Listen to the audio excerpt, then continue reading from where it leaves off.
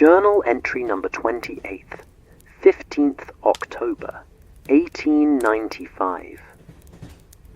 As I sit in my study this evening, the firelight casting dancing shadows across these pages, I find myself compelled to record the most extraordinary case Holmes and I ever encountered aboard the Orient Express one, where the most innocent of railway journeys would prove to harbour secrets that nearly cost us our lives, and where a seemingly empty passenger car would echo with voices that had no earthly right to exist.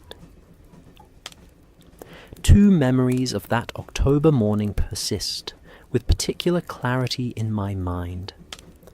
The first, how Holmes insisted we board the Orient Express despite having received no formal invitation from the Austrian government, claiming only that the game was already afoot before we had even left London.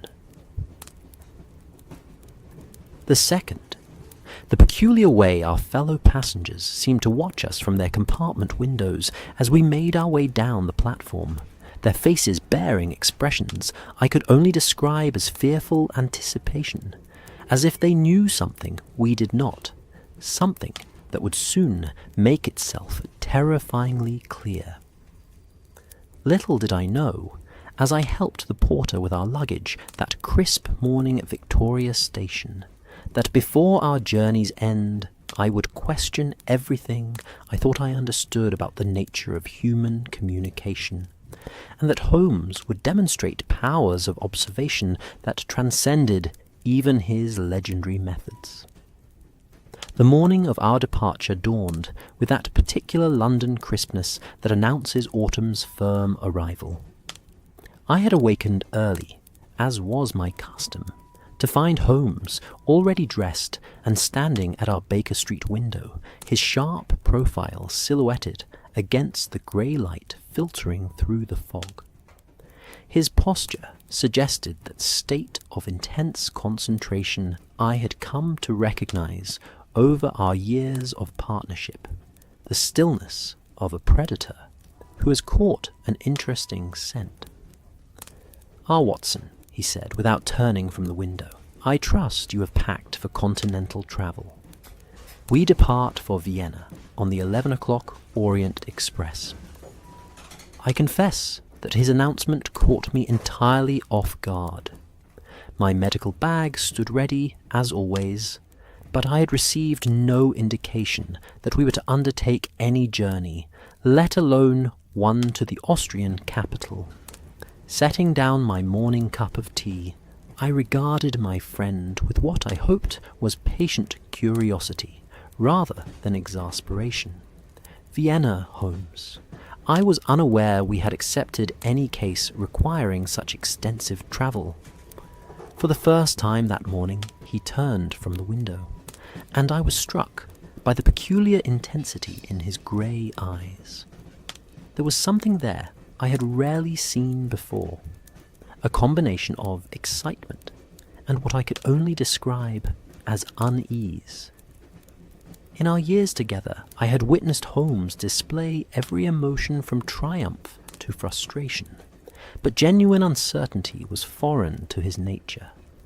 "That, my dear fellow, is precisely what makes this matter so intriguing," he replied, moving to his desk where several telegrams lay scattered like fallen leaves. 3 days ago, I received what appeared to be a routine inquiry from a Herr Professor Steinberg of the University of Vienna, requesting consultation on a matter of, how shall I put it, acoustic archaeology. He handed me the topmost telegram, its text brief and unremarkable. "Mr. Holmes, stop require urgent consultation. Vienna stop matter of extreme delicacy concerning historical voices. Stop Professor Steinberg." "Stop acoustic archaeology," I repeated, finding the term as puzzling as it was intriguing. "I confess, Holmes, that my medical training has left me unfamiliar with such a field of study."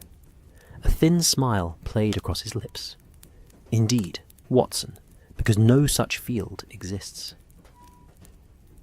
Yet yesterday I received a second communication this time from the Austrian Ministry of the Interior, confirming our travel arrangements and expressing their gratitude for our acceptance of this most sensitive assignment. He produced a more formal document, bearing official seals and written in that peculiarly ornate German script I remembered from my university days. Though my German was serviceable, the bureaucratic language proved challenging to decipher completely. Holmes, surely you did not accept an assignment of which you know so little? On the contrary, Watson, I have accepted nothing.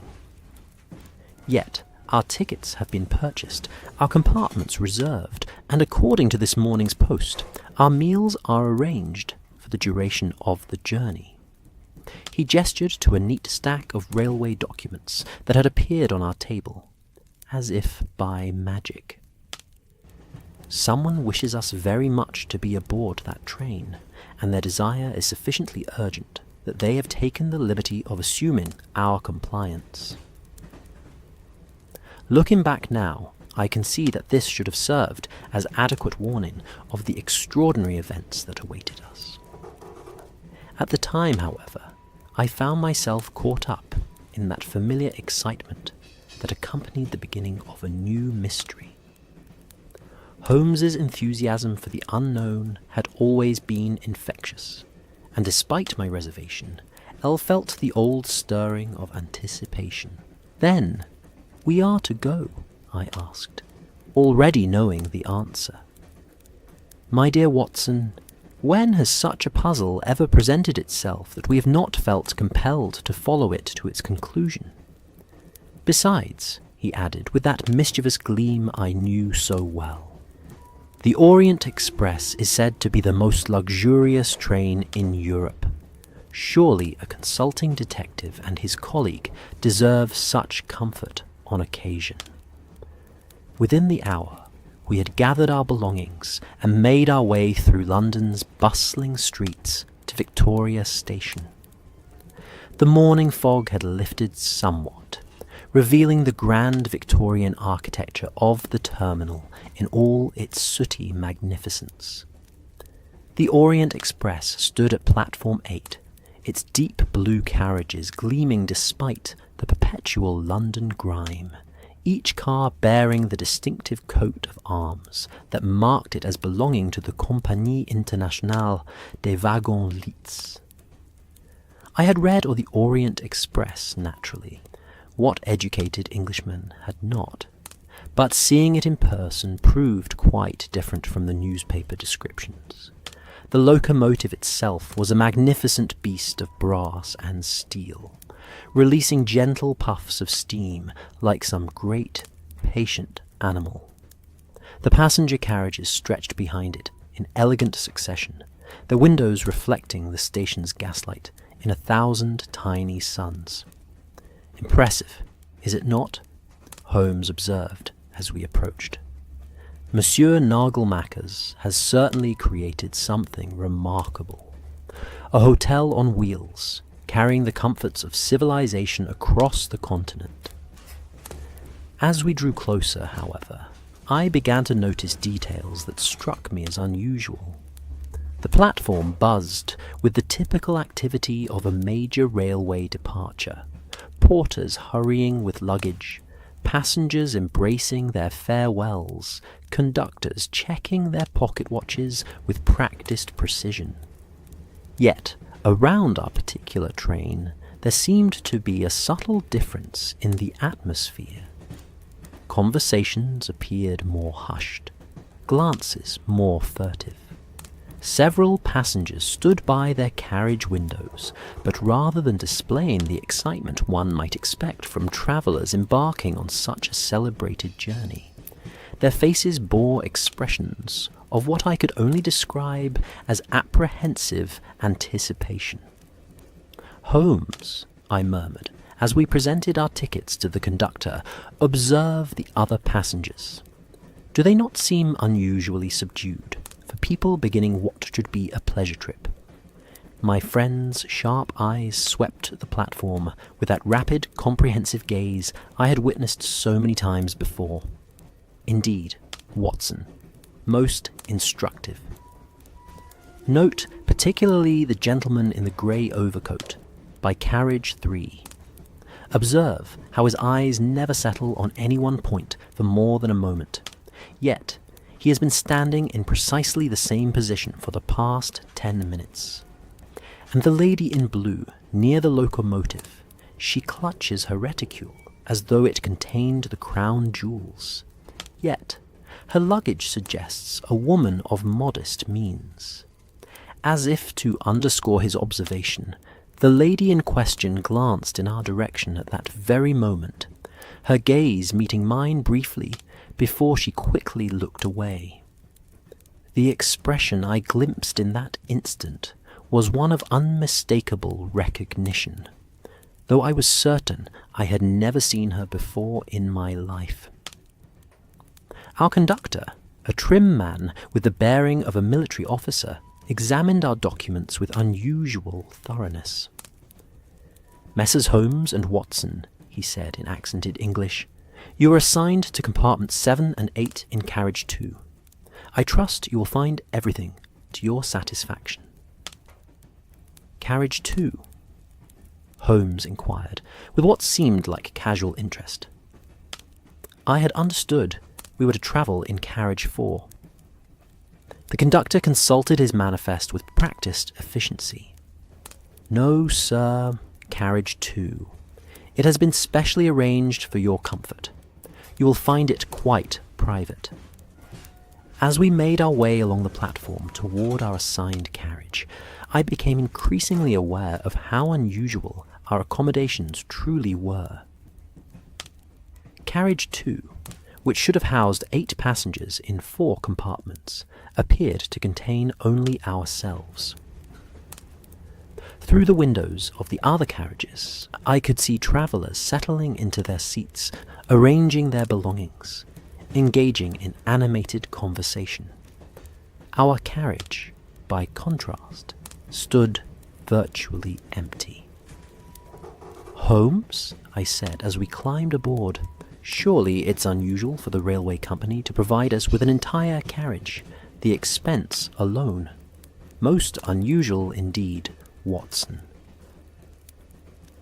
The Orient Express is typically booked months in advance. Yet, here we find ourselves with accommodations that would ordinarily house 6 additional passengers. He paused in the narrow corridor between compartments, his keen eyes taking in every detail of our surroundings. Either we are travelling companions to persons of extraordinary importance, or someone has gone to considerable trouble to ensure our privacy. My compartment proved to be everything the railway's reputation had promised. The furnishings were of the finest quality, polished wood panels, brass fittings that gleamed like gold, upholstery in rich burgundy velvet that invited rest. A small but complete wash basin occupied one corner, while the window afforded an excellent view of the bustling platform. Most impressive of all was the ingenious manner in which every inch of space had been utilized without sacrificing comfort. Clearly, considerable thought had gone into creating these mobile sanctuaries. Holmes's compartment, adjacent to mine, was identically appointed. As I unpacked my few belongings, I could hear him moving about next door with that restless energy that always possessed him at the beginning of an investigation. Periodically, he would step into the corridor, and I would catch glimpses of him examining the carriage's construction with the intensity of an architect studying blueprints. At precisely 11 o'clock, the Orient Express began its stately departure from Victoria Station. The initial movement was so smooth as to be almost imperceptible, a gentle settling sensation, followed by the gradual acceleration that would carry us across England toward the Channel crossing. I positioned myself at my compartment window to watch London slip away behind us, the familiar streets and buildings giving way to the suburbs countryside that surrounded the capital. The morning passed pleasantly enough. Holmes divided his time between studying the railway timetables and what appeared to be architectural plans of our carriage, while I occupied myself with a medical journal I had brought for the journey. Periodically, one of us would venture into the corridor, ostensibly to stretch our legs, but in reality, to observe our mysterious travelling conditions. By early afternoon, as we approached Dover, I had confirmed what Holmes had suspected from the beginning. We were indeed the only passengers in carriage 2. The conductor made his rounds with clockwork regularity, always polite, always efficient, but never offering any explanation for our unusual privacy.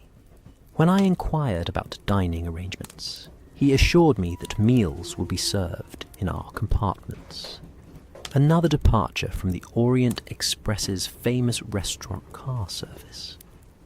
The Channel crossing proved rougher than expected, the ferry struggling against autumn swells that left even my military-trained stomach somewhat unsettled. Holmes, typically, seemed entirely unaffected by the motion, spending the crossing time in animated conversation with various crew members. I noticed that his inquiries appeared to focus on the train's passengers, who they were, where they were bound, what had brought them aboard this particular journey.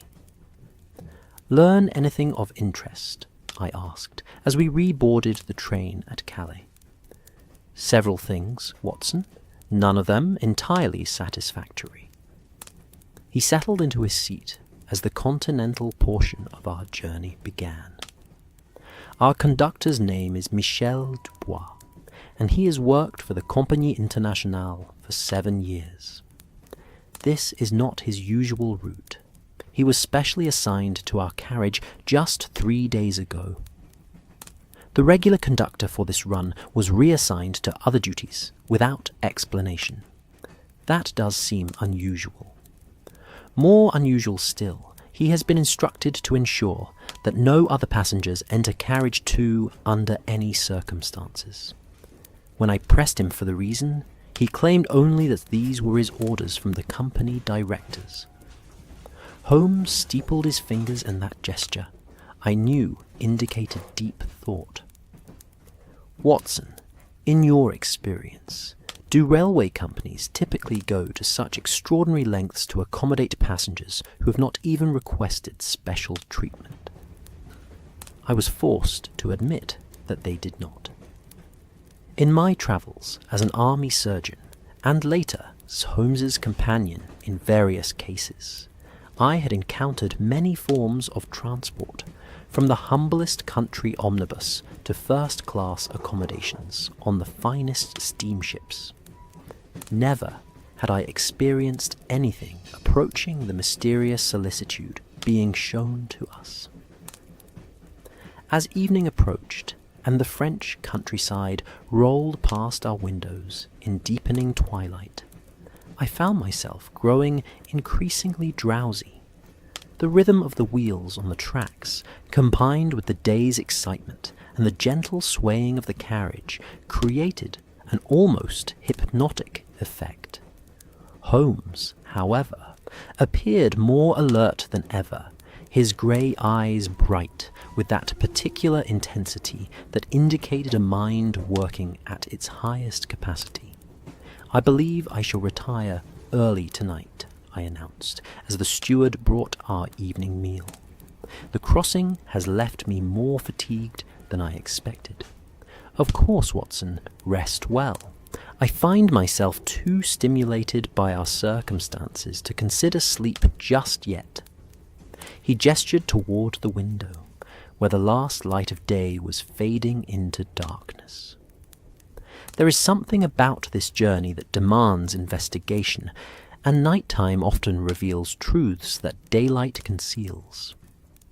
I settled into my compartment's ingeniously designed sleeping berth with genuine appreciation for the railway company's attention to comfort. The bedding was of the finest quality, the pillows perfectly arranged to support a traveller's rest. Through the thin walls separating my compartment from Holmes's, I could hear him moving about with quiet but persistent activity. Sleep came easily, induced by the train's gentle motion and my own exhaustion. My dreams were filled with the sounds of the journey, the rhythmic clacking of wheels, the occasional whistle of the locomotive, the subtle creaking of the carriage as it navigated curves in the track. These familiar railway sounds wove themselves into my subconscious, creating a peaceful symphony that should have ensured deep, uninterrupted rest. I was awakened, therefore, by the absence of sound rather than its presence. The train had stopped. Consulting my pocket watch by the dim light filtering through the compartment window, I found it was nearly 2 o'clock in the morning. We should have been somewhere in the French countryside, maintaining our steady pace toward the German border. Instead, the Orient Express sat motionless in what appeared to be a completely deserted landscape. More puzzling still, I could hear no sounds of mechanical difficulty, no voices of conductors or engineers investigating a problem. The silence was so complete as to seem almost unnatural, broken only by the occasional settling noise of cooling metal. I was debating whether to rise and investigate when I heard Holmes's door open quietly in the corridor outside my compartment. His footsteps, barely audible but unmistakable to someone who had shared so many midnight investigations, moved past my door toward the carriage's exit. Curiosity overcame fatigue, and I quickly dressed, taking care to move as silently as possible. When I emerged into the corridor, Holmes was nowhere to be seen, though the carriage door at the far end stood slightly ajar, evidence of his departure. The night air outside was crisp and still, carrying the scent of rural France, earth, hay, and the faint sweetness of late-blooming wildflowers. The Orient Express stretched away in both directions, its darkened windows suggesting that most passengers remained asleep, unaware of our unexpected stop. Holmes stood about 50 yards from the train, his tall figure clearly visible in the moonlight. He appeared to be examining something on the ground with his magnifying glass, that indispensable tool that had aided us in so many investigations. "Holmes," I called softly as I approached, "what has happened? Why have we stopped?" He straightened at my approach, his face bearing an expression of profound puzzlement. "Watson, observe the ground here. Tell me what you see." I followed his gaze to the area he'd been examining. In the soft earth beside the railway tracks, clearly visible in the moonlight, were footprints, dozens of them, all leading away from the train toward a small copse of trees that stood about 100 yards distant. "Footprints," I said, stating the obvious.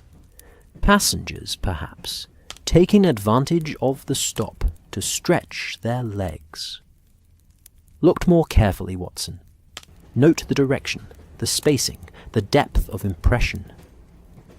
I knelt to examine the tracks more closely, applying those methods of observation Holmes had taught me over the years.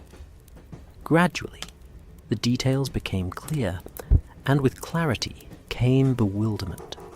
All the footprints led away from the train toward the trees. None returned. More disturbing still, the impressions suggested people walking with deliberate, measured steps. Not the casual stroll of passengers enjoying a brief respite, but movement with purpose and destination. Holmes, how many people do you estimate made these tracks? At least 30, possibly more. Men, women, and children, based on the variety of shoe sizes and heel impressions. He straightened, his keen eyes scanning the distant tree line. Watson, when we reboarded at Calais, did you observe the other passengers? I tried to recall the faces I had glimpsed during our brief stop. Some, yes, families, business travellers, a few couples. Nothing particularly memorable. 30 to 40 individuals, would you estimate? I considered this carefully. Yes, that would be approximately correct for a train of this size.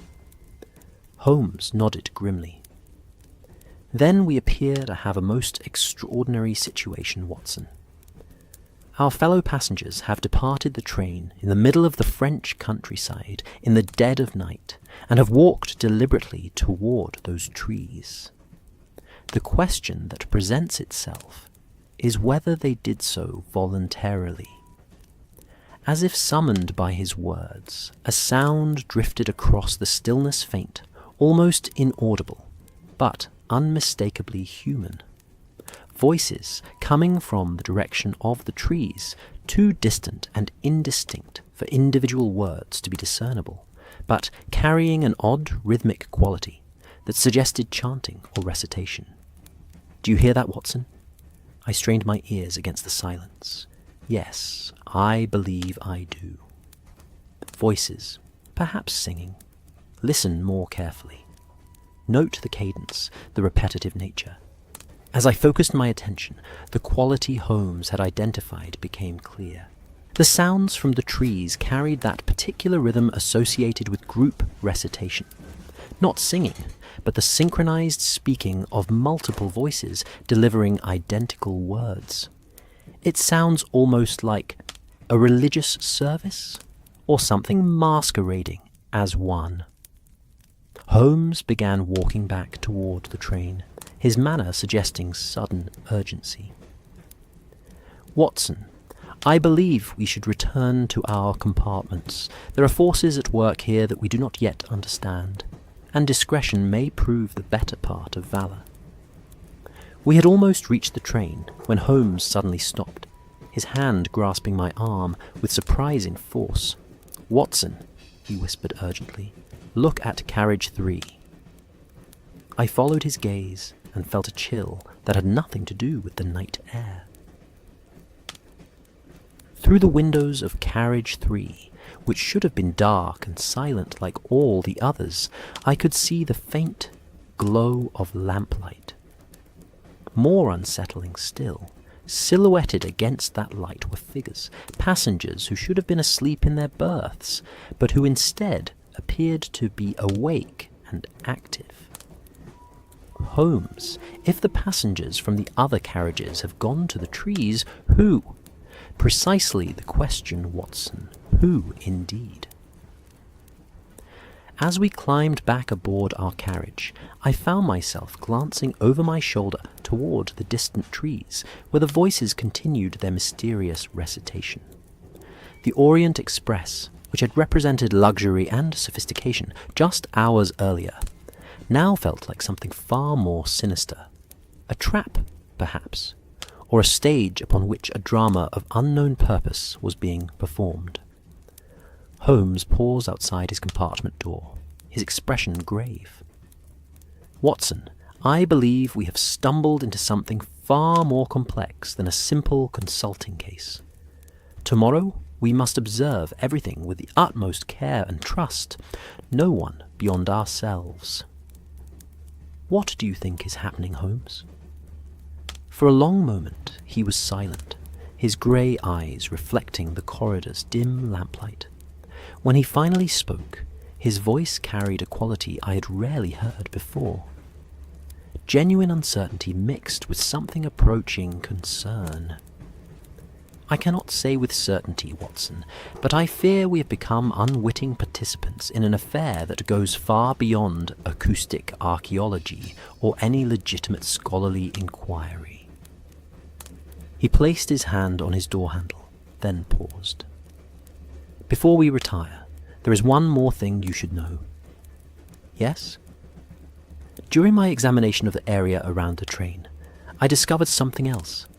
Additional footprints, leading not towards the trees, but circling our carriage. Someone has been watching us, Watson. Someone who moved with great care to avoid detection, but who was nonetheless present during our investigation. Watching us. But why? Holmes's smile was grim. That, my dear fellow, is what we must discover. But for now, I suggest we both get what rest we can. Something tells me tomorrow will bring revelations that will test even our considerable experience with the unusual and the unexpected. I bid him good night and returned to my compartment, though sleep proved elusive. Through the thin walls I could hear Holmes moving about with quiet but persistent activity, and occasionally, very faintly, the sound of voices from the direction of the trees. Sometimes the rhythm changed, becoming faster, more urgent, and once I could have sworn I heard what sounded like a woman's cry, though whether of fear or ecstasy I could not determine. Just before dawn, I was awakened by Holmes's urgent whisper at my door. "Watson, are you awake?" I rose quickly and opened the door to find my friend fully dressed, his face bearing an expression of the most intense concentration. "What is it, Holmes? Listen," he said simply. I strained my ears against the pre-dawn silence. At first I heard nothing unusual. The familiar sounds of a train at rest, the distant call of early birds, the whisper of wind through trees. Then gradually I became aware of what had captured Holmes's attention. Voices. But not from the distant trees, where we had heard the mysterious gathering the night before. These voices were much closer, seeming to come from within our very carriage, faint, indistinct, but unmistakably present, the sound of conversation where no conversation should exist. "Holmes," I whispered, "are there other passengers in our carriage after all?" His reply sent a chill down my spine that had nothing to do with the morning cold. "Watson, I have spent the better part of the night investigating every inch of this carriage. We are alone, completely alone. Yet I have been hearing voices where no voices should be, voices that seem to come from the very walls themselves." As if to underscore his words, a faint sound drifted through the corridor, the unmistakable murmur of human speech, seeming to emanate from everywhere and nowhere at once. I could not make out individual words, but the cadence was clear, natural, conversational. The sound of people talking in what should have been an empty carriage. Good heavens, Holmes, what can it mean? My friend Grey Eyes met mine with that particular intensity a mind, working at its highest capacity. I believe, Watson, that we are about to discover that the mystery of the whispering passenger is far more extraordinary and far more dangerous than either of us could have imagined. The Orient Express began to move again as the first light of dawn touched the French countryside, carrying us forward toward whatever revelation awaited. But now, instead of anticipating the comfortable luxury of continental travel, I found myself wondering what other impossible things we might encounter before our journey's end. Looking back now, I realize that moment marked the true beginning of our adventure. Not our departure from Victoria Station, but that pre-dawn instant when Holmes and I stood in the corridor of carriage 2, listening to voices that had no earthly right to exist, beginning to understand that we had become players in a game whose rules we did not yet comprehend. The whispering passenger, whoever or whatever it might prove to be, had made its presence known. As the train gathered momentum through the awakening French countryside, I found myself unable to return to sleep. The mysterious voices had ceased with the dawn, leaving only the familiar rhythm of wheels upon track. Yet their memory lingered, like the echo of a half-remembered dream. Holmes, I noticed, had also abandoned any pretense of rest. Through the thin wall separating our compartments, I could hear him moving about, with that particular restlessness that indicated a mind wrestling with an intractable puzzle. The morning hours passed slowly. Our conductor, the enigmatic Monsieur Dubois, appeared with breakfast and the casual efficiency that had marked all his interactions. Yet, I found myself studying his face for any sign that he too had heard the impossible voices. If he had, his expression betrayed nothing. When Holmes inquired about our night's journey, Dubois merely confirmed that we had made excellent time and would reach the German border ahead of schedule. Monsieur Holmes said with studied casualness, "I trust the other passengers slept well? Train travel can be unsettling for some." Dubois' smile was professionally pleasant and entirely unrevealing. But of course, Monsieur Holmes, the Orient Express is renowned for providing the most restful journey possible. I am certain all our passengers are quite satisfied. After he departed, Holmes joined me in my compartment, his grey eyes bright with that particular intensity I had come to associate with the early stages of his most challenging investigations. "Watson, I have been considering our situation throughout the morning, and I find myself reaching some rather disturbing conclusions. Regarding the voices. Regarding everything. The voices, our mysterious invitation to this journey, our isolated accommodations, even the behaviour of our fellow passengers yesterday."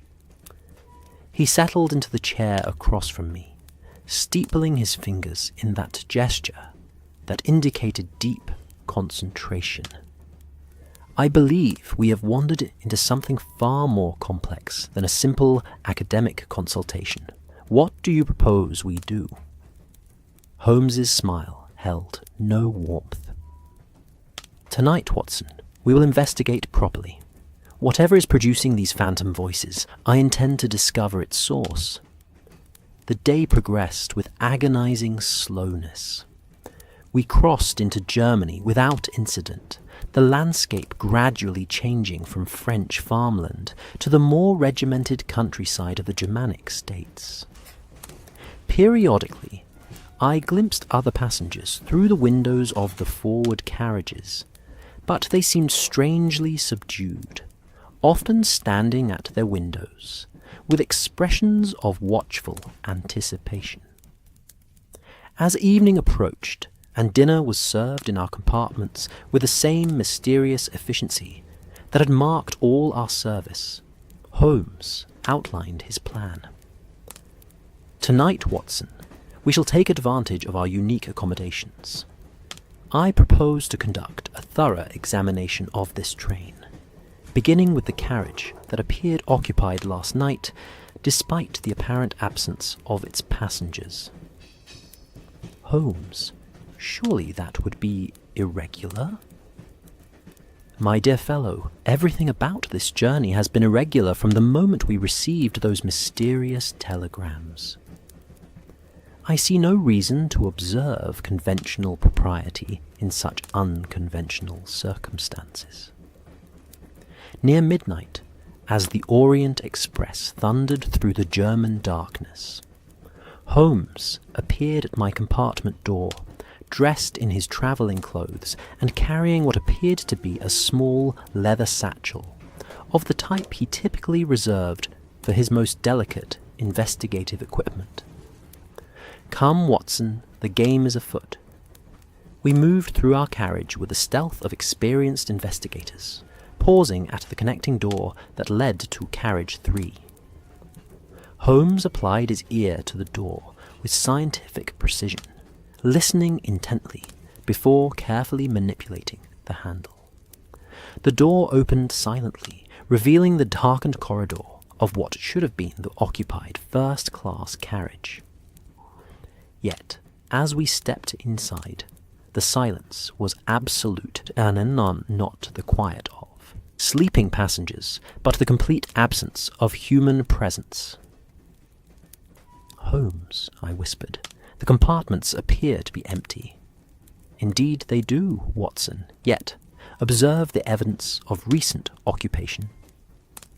He produced a small electric torch, one of those remarkable German inventions, and directed its beam along the corridor. Note the slight disarray of the carpet, the faint impressions on the seat cushions, visible through those partially open doors, the lingering scent of various perfumes and tobaccos. He was correct. Though the carriage appeared deserted, subtle signs suggested it had been occupied until very recently. More puzzling still, personal belongings remained in several compartments, travelling cases, books, even articles of clothing laid out, as if their owners intended to return momentarily. Where have they gone, Holmes? That, Watson, is what we must determine. But first, let us test a theory I have been developing. He led me to compartment 7A, a first-class accommodation identical to our own, but bearing those same subtle signs of recent occupation. The seats were arranged in their daytime configuration, facing each other across a small table upon which sat a half-finished game of patience, and a book open to page 47. "Sit here, Watson," Holmes directed, indicating one of the seats. "I want to conduct an experiment." I settled into the plush upholstery, noting its quality and the way it still retained the faint impression of its previous occupant. Holmes took the seat opposite, then proceeded to extinguish his torch, plunging us into absolute darkness. "Now," he whispered, "we wait." The silence that enveloped us was profound, broken only by the rhythmic clacking of wheels and the occasional creak of the carriage as it negotiated curves in the track. My medical training had taught me patience, but sitting in that darkened compartment, surrounded by the ghostly evidence of vanished passengers, I found my nerves increasingly on edge. Minutes passed. Then, just as I was beginning to wonder if Holmes's experiment would prove fruitless, he raised his hand in warning. "Listen," he breathed. At first I heard nothing beyond the familiar sounds of the train. Then, gradually, almost imperceptibly, other sounds began to emerge from the darkness around us. Faint at first, like the whisper of wind through leaves, but growing slowly more distinct.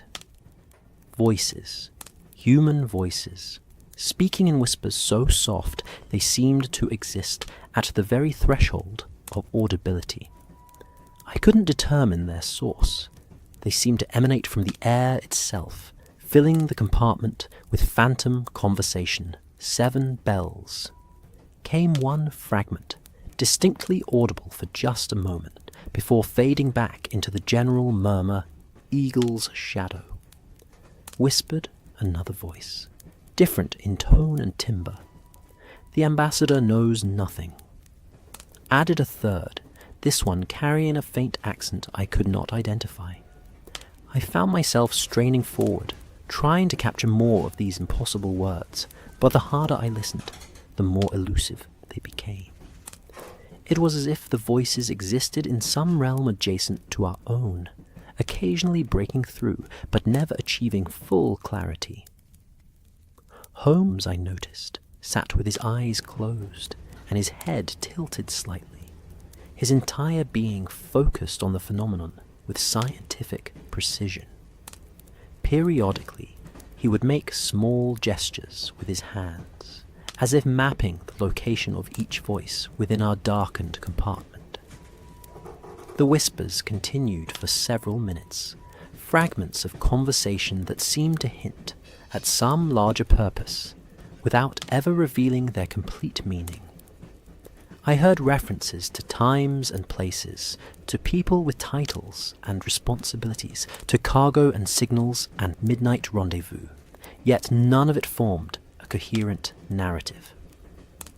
Then, driven by a sudden need to understand what we were experiencing, I struck a match. The instant the flame flared to life, illuminating our compartment in its golden glow, the voices ceased. The silence that followed was so complete and sudden that it seemed almost violent in its intensity. Holmes opened his eyes and regarded me with an expression of mild reproach. "Watson, while I understand your impulse, I fear you may have disrupted a most instructive phenomenon." "My apologies, Holmes, but I had to see that is. I needed to confirm that we were indeed alone." The matchlight revealed exactly what I had expected. An empty compartment, its furnishings undisturbed, no sign of any human presence that could have produced the voices we had heard. Yet their reality was undeniable.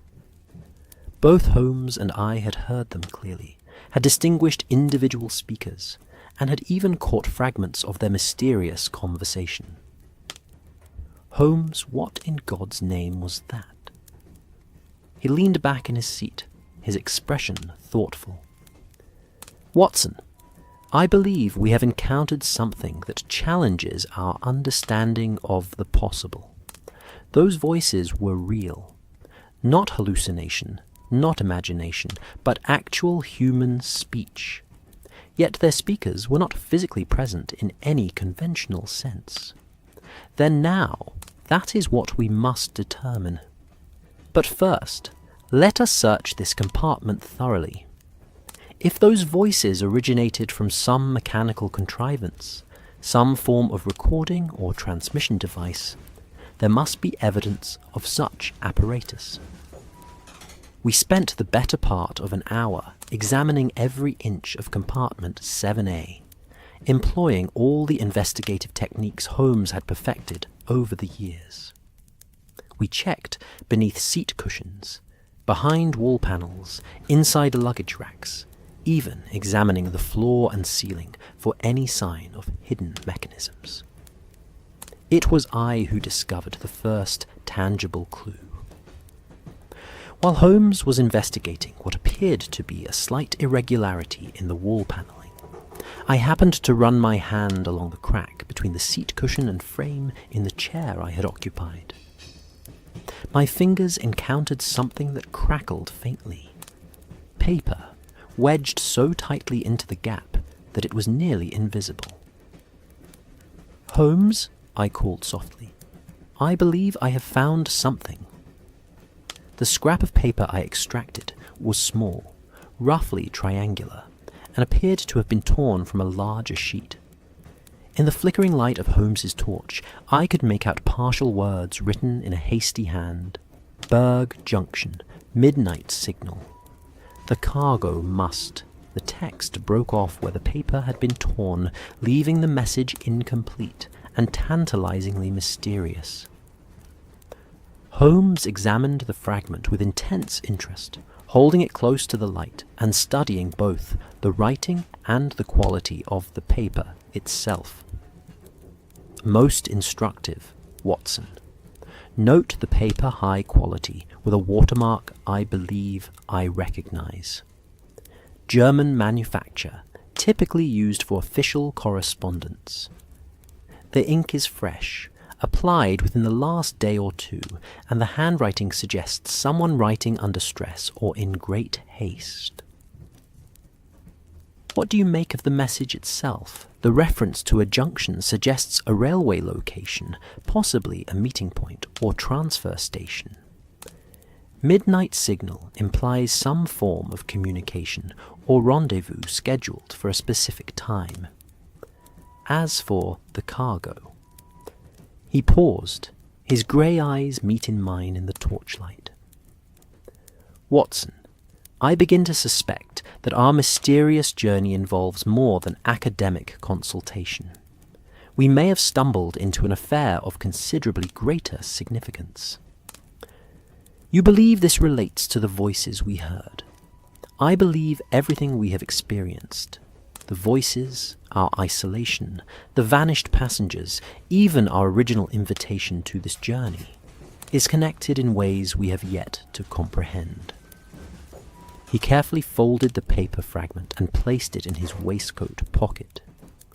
What concerns me most is the implication that we may not be merely observers in whatever scheme is unfolding, but active participants. Surely no one would involve us without our knowledge in anything illegal? Holmes's expression was grim. My dear Watson, in my experience, those who orchestrate complex conspiracies rarely concern themselves with the willing participation of their pawns.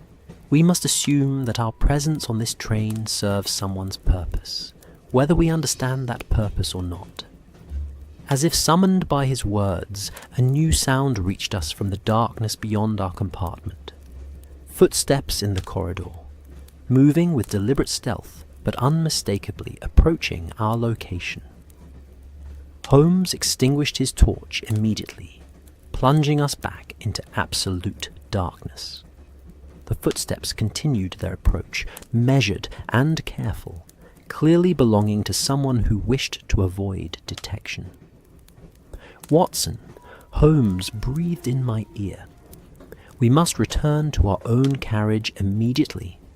Whatever is approaching, I suspect it would be inadvisable for us to be discovered here. We rose from our seats with infinite care, moving toward the compartment door with the silent precision of experienced hunters. The footsteps in the corridor had stopped, but their cessation was more ominous than their approach had been. Someone was out there, listening, waiting, perhaps aware of our presence. Holmes opened the compartment door with agonizing slowness, peering into the corridor beyond. For a moment, he remained motionless, then gestured for me to follow. We crept through the darkened carriage like shadows, retracing our steps toward the safety of our own quarters. Behind us, I could sense, rather than hear, some presence, as if eyes were watching our retreat through the darkness. Only when we had passed through the connecting door and secured it behind us did Holmes allow himself to speak. Watson, I fear our investigation has been observed. We are no longer merely mysterious passengers on an unusual journey. We have become active participants in whatever drama is unfolding aboard this train. What do you propose we do? For tonight, nothing. We have learned much, but we have also revealed our own interest in these matters to whoever is orchestrating them. He paused at his compartment door, his expression grave. Tomorrow, we must be even more careful, even more observant. And we must be prepared for the possibility that our mysterious hosts may decide to take a more direct interest in our activities. As I prepared for what remained of the night, I found myself reflecting on the extraordinary events we had witnessed. The voices in the darkness had been real, of that I was certain, yet their source remained completely mysterious. The torn message suggested conspiracy and midnight rendezvous, yet its meaning remained frustratingly incomplete. Most disturbing of all was the growing certainty that Holmes and I had become unwitting players in a game whose stakes and objectives we did not understand. Whatever lay ahead as the Orient Express carried us deeper, into the heart of Europe. I suspected it would test our skills, our courage, and our friendship in ways we could not yet imagine. The whispering passenger, I realized, was no longer merely a mystery to be solved. It had become a force that might well determine whether we reached Vienna alive. Dawn brought little relief from the tensions of our midnight investigation. If anything, the bright morning light streaming through our compartment windows seemed to emphasize, rather than diminish, the strangeness of our circumstances. Holmes appeared at my door as I was completing my morning ablutions, his face bearing that expression of intense concentration that indicated a night spent in deep thought rather than restful sleep. "Watson, I have been considering the acoustic properties of railway carriages," he announced without preamble, "and I believe I may have developed a theory regarding our phantom voices. Indeed, consider the construction of these carriages, the wooden panelling, the arrangement of compartments, the way sound travels through such confined spaces. It occurs to me that someone with sufficient knowledge of acoustics might be able to use the very architecture of the train as a kind of speaking tube, projecting their voice from one location to appear in another." I found this notion intriguing, though the technical details were beyond my medical training. "You believe the voices were human, after all?" "Human, yes, but employing methods far more sophisticated than simple ventriloquism or concealed speaking trumpets. Someone aboard this train possesses remarkable knowledge of sound transmission, and they are using it for purposes we have yet to comprehend." Our conversation was interrupted by the familiar knock of Monsieur Dubois, arriving with our morning meal and the day's schedule. According to his information, we would be making an extended stop at Liège in Belgium, allowing passengers to stretch their legs and for the locomotive to take on water and coal. "An excellent opportunity," Holmes murmured once the conductor had departed, "to conduct a more thorough investigation of our mysterious carriage." The stop at Liège came in the early afternoon, with the Orient Express pulling into the station with its customary elegance and precision. Through my window, I could see the bustle of a major railway junction. Porters hurrying with luggage, vendors selling refreshments, passengers taking advantage of the respite to walk along the platform. "Watson," Holmes said, appearing at my compartment with his coat and hat, "I propose we divide our efforts. You engage Monsieur Dubois in conversation. Learn what you can about the passenger manifest, the train's routing, anything that might illuminate our circumstances. I shall conduct a more detailed examination of Carriage 3. And if you're discovered," his smile was grim, "then we shall know definitively that our activities are being monitored." I found Dubois supervising the loading of supplies near the locomotive, his attention focused on ensuring that every detail of the Orient Express's famous service standards was maintained. When I approached with casual inquiries about our journey's progress, he responded with his characteristic professional courtesy. "Dr. Watson, I trust you are finding the journey comfortable. We pride ourselves on providing the finest railway experience in Europe. Indeed, most comfortable, though I confess curiosity about our fellow passengers. The train seems unusually quiet." His expression remained pleasantly neutral. "The autumn season often brings a more contemplative clientele, Doctor. Business travellers, diplomats, scholars, people who prefer quiet reflection to social conversation. The carriage adjacent to ours, for instance. I've noticed very little activity there. For just a moment, something flickered in Dubois' eyes. Surprise, perhaps, or concern. Carriage 3. But Doctor, that section has no passengers assigned. It travels empty to Vienna, where it will be coupled to the return journey. Empty? But surely I've seen lights, heard movement. Perhaps sounds from other carriages, Doctor, carried by the train's acoustics. Railway travel can create many auditory illusions. His tone remained pleasant, but I detected a subtle firmness that suggested the conversation had reached its limits. If you will excuse me, I must attend to the departure preparations. As he moved away, I reflected on his words with growing unease. Either Dubois was lying about Carriage 3, or someone was using the supposedly empty section without his knowledge. Neither possibility was reassuring. Meanwhile, Holmes had vanished into the train's interior with that silent efficiency I had witnessed so many times before. I positioned myself on the platform, where I could observe both our carriage and the general activity around the train, hoping to spot anything unusual or revealing.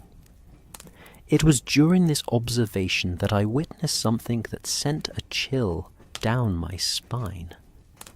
From the doorway of Carriage 4, a man emerged with obvious haste. He was tall, well-dressed in the manner of a continental businessman, and carried what appeared to be a leather diplomatic pouch chained to his wrist. His movements suggested not the casual stretching of legs that characterized other passengers, but the urgent purpose of someone with pressing business. What made his appearance particularly unsettling was the way he glanced repeatedly over his shoulder, as if ensuring he was not being followed. When his eyes swept across the platform and momentarily met mine, I saw in them an expression of barely controlled fear. The man hurried through the station crowd with the skill of someone familiar with such environments, weaving between porters and passengers with practiced ease. I attempted to follow, but by the time I had navigated through a group of Belgian travellers discussing their connections, he had vanished entirely. I was standing near the station's main entrance, searching the crowd for any sign of my quarry, when I felt a light touch on my elbow. Turning, I found myself facing a portly gentleman of middle years, his dress and bearing suggesting Germanic origins. "Entschuldigung," he said in accented English, "but are you not Herr Dr. Watson, the associate of the famous Sherlock Holmes?" "I am Dr. Watson, yes. And you are?" "Gottfried, Herr Doctor. Wilhelm Gottfried, merchant of Vienna." He executed a formal bow that would have done credit to any European court. I could not help but notice you observing the other passengers with considerable interest. Perhaps you are working on a case. His manner was deferential, but persistent, and something in his pale blue eyes suggested more than casual curiosity. "You are travelling on the Orient Express as well, Herr Gottfried?" "Indeed. Returning to Vienna after business in London. Most successful business, I am pleased to say." He paused, studying my face with uncomfortable intensity. "I confess, Herr Doctor, I have long admired the cases you have recorded of Herr Holmes's investigations. Such brilliant deduction, such attention to the smallest details. You are too kind." "Not at all. In fact, I was wondering purely from academic interest. You understand whether you and Herr Holmes might be investigating some matter aboard our train. The way you both observe everything with such professional attention, it suggests you have discovered something of interest." The directness of his inquiry was startling. In my experience, most casual travellers showed polite curiosity about Holmes's work, but rarely pressed for specific information about ongoing investigations. Herr Gottfried's questions suggested either extraordinary boldness or some particular reason for wanting to know our business. I'm afraid our journey is purely consultative, Herr Gottfried. A scholarly matter in Vienna. Nothing that would interest the general public.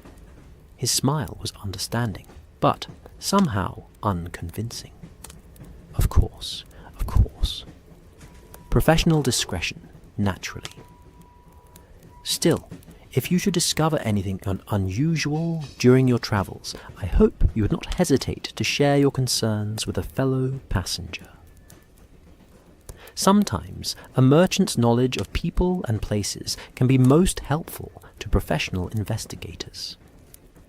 Before I could respond to this curious offer, Holmes appeared at my elbow with that silent approach he had perfected over the years.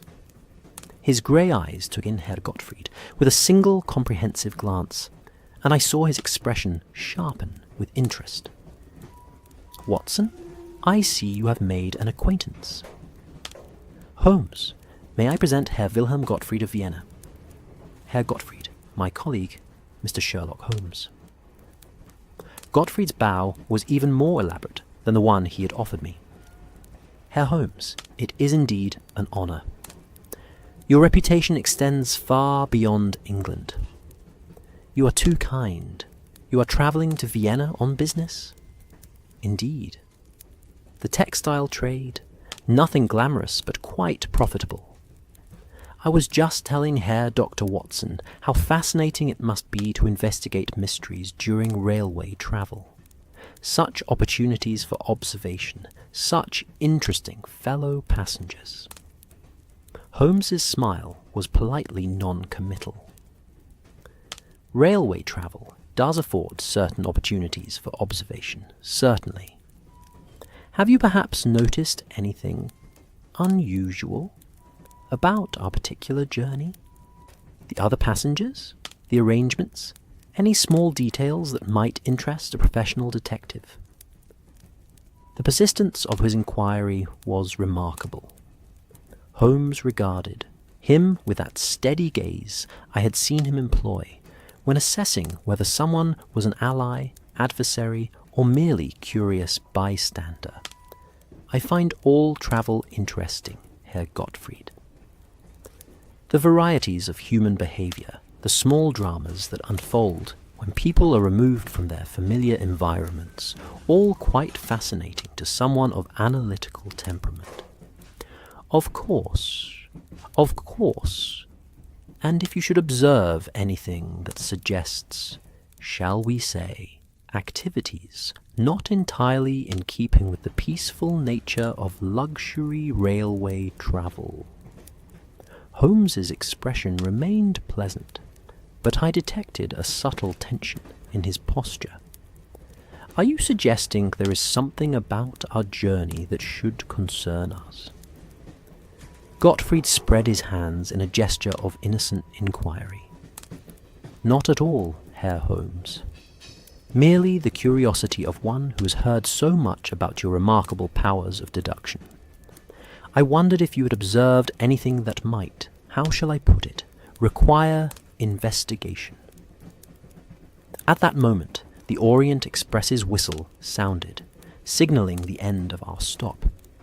Passengers began moving back toward the train with the unhurried efficiency of experienced travellers. "If you will excuse us," Holmes said with perfect courtesy, "we must return to our compartments." "Of course. Perhaps we shall have occasion to speak again during our journey. I find myself most interested in your professional opinions." As we walked back toward our carriage, Holmes murmured in my ear, "Most instructive encounter, Watson. What did you learn from our conductor?" I related my conversation with Dubois, including his insistence that carriage 3 travelled empty. Holmes listened with intense concentration, occasionally nodding at details that seemed to confirm his own theories. Empty, is it? Most interesting, considering what I discovered during my examination. You found something? Several things, Watson, each more intriguing than the last. He guided me toward our compartments, but once inside his quarters, he continued in a voice pitched for my ears alone. First, that carriage is far from empty. Someone has been occupying at least 2 of the compartments, and recently. Evidence? The faint but unmistakable scent of a particular cologne. German manufacture, expensive, applied within the last 12 hours. Disturbed dust patterns on surfaces that should have remained undisturbed if the carriage truly travelled empty. And most tellingly, several threads of fine wool fabric caught on the metal fittings of compartment 7A, the same compartment where we heard the voices. Then someone has been using that space, despite the conductor's claims, precisely. But, more interesting still, I discovered evidence of mechanical modification. Holmes produced a small notebook and sketched rapidly. Observe this diagram, Watson. The wall separating compartment 7A from 7B has been altered. A small opening has been created, concealed behind the decorative panelling, but allowing sound to pass between the compartments with unusual clarity. I studied his sketch with growing amazement. You mean someone has deliberately modified the carriage's construction? Indeed. And not recently. This work was done with considerable skill and planning, suggesting it was part of the train's preparation for this specific journey. He closed the notebook and fixed me with that intense gaze. Watson, we are not dealing with random criminal activity or even simple espionage. This entire journey has been orchestrated with extraordinary attention to detail. But for what purpose? That remains to be determined. However, I begin to suspect that our mysterious invitation to Vienna was not the random selection we assumed. Someone wanted us aboard this train in these specific compartments at this particular time. The implications of his words were deeply unsettling. You believe we were targeted specifically? Consider the evidence, Watson. Our unusual accommodations, the empty carriage adjacent to ours that proves not to be empty, the acoustic modifications that would allow communication without detection, even the behaviour of our fellow passengers. He paused, his expression grave. I fear we have been cast in roles in a drama whose plot we do not yet understand. And Herr Gottfried? Ah, yes, our inquisitive merchant. His questions were far too specific and persistent for mere curiosity. He knows more about our circumstances than he admits, and his interest in our observations suggests he has reasons to be concerned about what we might discover. As the Orient Express resumed its journey through the Belgian countryside, I found myself reflecting on the afternoon's revelations with growing unease. The phantom voices now seemed the least of our mysteries. We were travelling aboard a train that had been deliberately modified for purposes unknown, accompanied by passengers who were not what they seemed, and supervised by staff who were either ignorant of the true situation or complicit in whatever scheme was unfolding. Holmes, what do you propose we do? My friend was silent for several minutes, gazing out at the passing landscape with that distant expression that indicated deep thought. When he finally spoke, his voice carried a quality of determination I had rarely heard before. Tonight, Watson, we discover exactly what is happening in the supposedly empty carriage 3. But this time, we shall not rely on passive observation. If someone is using that space for clandestine communication, I intend to learn not only how they are accomplishing it, but what they are communicating about. That could be dangerous. Undoubtedly. But remaining ignorant of our circumstances strikes me as even more perilous. He turned from the window, his grey eyes bright with that peculiar excitement that always accompanied his most challenging cases. Besides, whoever orchestrated this elaborate charade has made one crucial error. Which is, they have underestimated both our curiosity and our capabilities.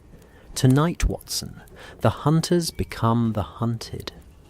As evening descended over the European countryside, and the Orient Express carried us deeper into the heart of the continent, I prepared myself for what promised to be another night of extraordinary and possibly dangerous investigation. The whispering passenger, whatever form it might ultimately take, was about to discover that Sherlock Holmes and Dr. Watson were not so easily manipulated as whoever had arranged our mysterious journey had assumed. The game, as Holmes so often said, was indeed afoot. The night that followed our encounter with Herr Gottfried proved to be one of the most illuminating of my long association with Holmes. While I attempted to find rest in my compartment, my friend embarked upon what I can only describe as a marathon of analytical deduction that would demonstrate once again why his reputation as Europe's foremost consulting detective was so richly deserved. I was awakened near 2 o'clock by the soft sound of Holmes moving about in his compartment with that particular restless energy I had come to associate with his most intensive periods of mental activity. Through the thin wall separating our quarters, I could hear the rustle of papers, the scratch of his pen, and occasionally his voice murmuring fragments of words and phrases as he worked through some complex puzzle. Unable to return to sleep, I rose and tapped gently on the connecting door between our compartments. Holmes's voice invited me to enter, and I found him surrounded by what appeared to be the controlled chaos of a scholar's study transported to the confines of a railway carriage. Papers covered every available surface. His small travelling desk, both seats, even portions of the floor. Some bore his familiar handwriting in various forms, lists, diagrams, what appeared to be mathematical calculations. Others contained symbols and notations I did not immediately recognize.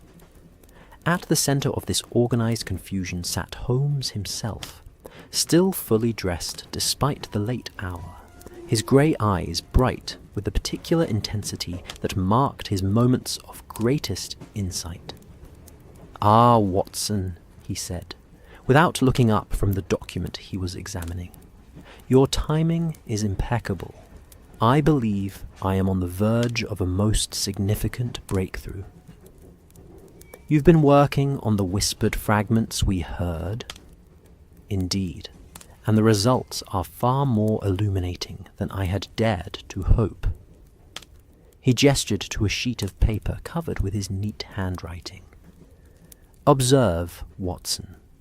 I have transcribed every fragment we heard during our 2 excursions to Carriage 3, along with the partial message from the torn paper." I examined his transcription with growing fascination. 7 bells, eagle's shadow, the ambassador knows nothing, junction, midnight signal, the cargo must. At first glance, Holmes continued, these appear to be random fragments of conversation, possibly the remnants of some larger discussion we were unfortunate enough to overhear. However, when I began to analyze them systematically, certain patterns emerged. He produced another sheet, this one containing what appeared to be a form of mathematical notation. Consider the frequency of certain words, Watson. 7 appears twice in our collected fragments, as does signal. Eagle and shadow appear in immediate proximity, as do cargo and junction. This suggests not random conversation, but deliberate structured communication. A code, precisely. But not just any code, one specifically designed around railway terminology and logistics. His excitement was palpable as he spread out yet another document. Observe this. Watson, I have created a substitution table based on the assumption that common railway terms are being used to represent other concepts entirely. The table he showed me was remarkable in its complexity. Holmes had assigned potential meanings to dozens of railway-related words. Junction might mean meeting place, signal could represent message or communication, cargo obviously suggested goods being transported, but perhaps not the legitimate cargo of normal commerce.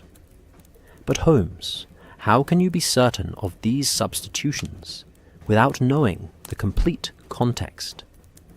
Ah, Watson, that is where the torn message becomes invaluable. He produced the scrap of paper we had discovered beneath the seat cushion. Junction, midnight signal, the cargo must. Observe how these fragments align with the patterns I have identified in the whispered conversations. He began to write on a fresh sheet of paper, his pen moving with swift confidence as he applied his substitution theory to the available fragments. If junction represents a meeting place, and midnight signal refers to a communication scheduled for midnight, and cargo represents goods being illicitly transported. He paused, his pen hovering over the paper as he worked through the implications. Watson, I believe we have stumbled upon evidence of a sophisticated smuggling operation. Smuggling. But surely the Orient Express, with its reputation and security. Consider the genius of it, Watson. What better cover for moving valuable items across international borders than the most prestigious railway service in Europe? Diplomatic pouches, which are immune from customs inspection, could carry almost anything. And if the communication between conspirators could be conducted without detection. The implications of his deduction were staggering. The acoustic modifications you discovered in Carriage 3. Precisely. Someone has created a communication system that allows conspirators to exchange information without being physically present in the same location. The whispers we heard were not supernatural phenomena, but coded messages being transmitted through the train's modified structure. I studied his notes with growing amazement at both the audacity of the scheme and the brilliance of Holmes's analysis. But who could orchestrate such an elaborate conspiracy? That, Watson, brings us to the most disturbing aspect of this entire affair.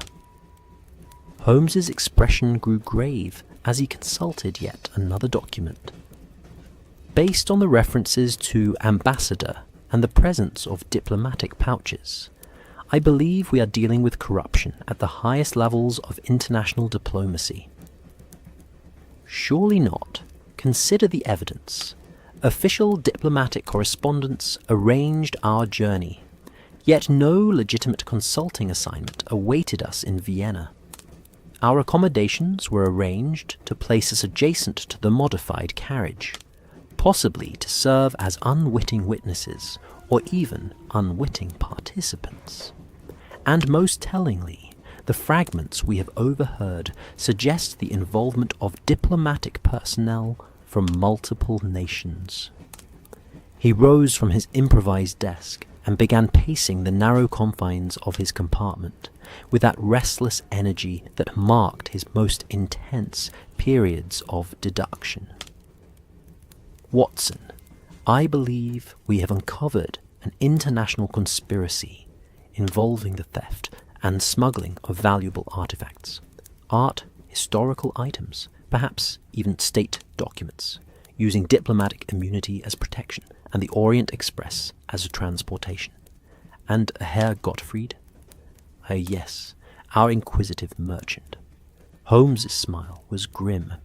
His excessive curiosity about our observations, his specific questions about unusual activities, his obvious knowledge that something irregular was occurring aboard this train, all suggest he is far more than a textile merchant travelling on business. He returned to his papers, shuffling through them until he found a particular sheet covered with what appeared to be biographical notes.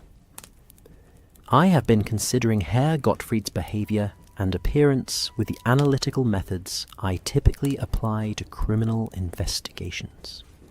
His clothing, while well made, shows signs of being purchased in multiple countries. The tailoring is English, but the fabric Germanic, and the buttons French. His manner of speech suggests considerable education, far beyond what one might expect from a merchant in textiles. Most tellingly, his hands show no evidence of involvement in physical trade, no staining from dyes, no calluses from handling merchandise. You believe he is an impostor? I believe he is exactly what he appears to be, a go-between, a facilitator who arranges meetings and exchanges between parties who cannot afford to be seen together. His interest in our investigation suggests he knows we have stumbled upon something that could compromise his employers. The full scope of what Holmes was describing began to dawn on me with chilling clarity. Then, we are not merely unwitting passengers, but potential threats to an ongoing criminal enterprise? Worse than that, Watson. I suspect we were deliberately invited aboard this train to serve as witnesses to the legitimacy of whatever transaction is planned. Think about it. Who better to provide credible testimony that nothing unusual occurred during this journey than Sherlock Holmes and Dr. Watson? Our reputations for honesty and observation would make us ideal, unwitting alibis. The cynical calculation behind such a scheme was breathtaking in its audacity. But surely they could not have predicted that we would investigate the mysterious voices. On the contrary, I believe they counted on our curiosity. What better way to ensure we would be thoroughly familiar with all aspects of this journey than to provide us with a compelling mystery to investigate? They may have underestimated our ability to decode their communications, but our natural inclination to explore unusual phenomena would guarantee we would be well-informed witnesses to whatever they have planned. As the implications of his deductions settled over me, I found myself reviewing every aspect of our journey with new understanding. The mysterious invitation, our isolated accommodations, the strange behavior of our fellow passengers, even the conductor's careful management of our activities. All of it suddenly appeared as elements of an elaborate deception. Holmes, what do you believe is the ultimate objective of this conspiracy? He was silent for several minutes, studying his accumulated notes and calculations with intense concentration. When he finally spoke, his voice carried a quality of certainty that I had learned to respect. Based on the fragments we have decoded and the behavior patterns we have observed, I believe we are witnessing the culmination of a long-planned operation to transport stolen cultural artifacts from London to recipients in Vienna and St. Petersburg. The diplomatic pouches provide immunity from customs inspection. The Orient Express provides luxury cover that discourages scrutiny. And the acoustic communication system allows coordination without incriminating meetings. Cultural artifacts. Consider the references to Eagle's Shadow that could easily represent items bearing imperial insignia. The mention of St. Petersburg suggests Russian involvement, possibly the illegal acquisition of items from the Hermitage or other imperial collections. The London connection implies theft from British museums or private collections. The scope of the conspiracy was staggering. How many people would be required for such an operation?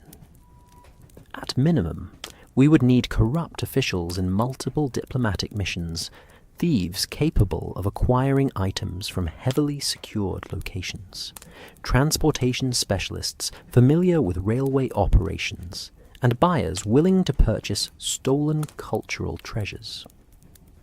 Holmes consulted his notes again. Based on our observations, I estimate at least a dozen individuals are involved at various levels, and they believed they could manipulate us into providing them with legitimate cover. Watson, consider how perfectly we have been positioned. We are aboard this train on official invitation. Our accommodations place us adjacent to their communication center. Our investigation has made us intimately familiar with every aspect of their operation, and our reputations would make our testimony regarding the peaceful nature of this journey virtually unassailable. The audacity of using Holmes himself as an unwitting accomplice to crime was breathtaking in its boldness. Yet, as I considered the careful orchestration of our entire journey, I could see how someone might believe such a scheme could succeed. What do you propose we do? Holmes's grey eyes met mine with that particular intensity that indicated he had already formulated a plan of action. Tomorrow, Watson, we shall turn the tables on our would-be manipulators. If they believe they can use Sherlock Holmes as an unwitting tool of their conspiracy, they are about to discover the considerable difference between observation and deduction. You have a plan? Indeed I do. But first, we must gather additional evidence to confirm my theoretical reconstruction of their scheme. Tonight's analytical work has provided the framework, but we need concrete proof of the conspiracy's scope and objectives. He began collecting his scattered papers with the systematic efficiency that marked all his investigative work. Watson, I want you to observe Herr Gottfried's behavior tomorrow with particular attention to any interactions he may have with other passengers. Note who he speaks with, when those conversations occur, and especially any exchange of items or documents. And you, I intend to conduct a more thorough exploration of this train's modifications. If my theory is correct, the acoustic system we have discovered in Carriage 3 is only one element of a much more sophisticated communication network. His smile was grim with anticipation. Whoever designed this operation has demonstrated considerable ingenuity. It will be interesting to see how they respond when they realize their carefully laid plans have been comprehended and countered. As I prepared to return to my own compartment, Holmes made one final observation that sent a chill down my spine. Watson, there is one aspect of this conspiracy that concerns me more than all the others, which is the timing of our journey coincides with several major diplomatic meetings scheduled to take place in Vienna over the next week.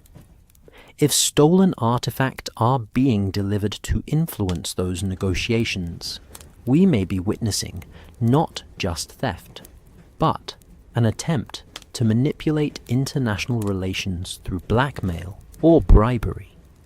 The implications of such a scheme transcended simple criminal activity, entering the realm of international espionage and political manipulation.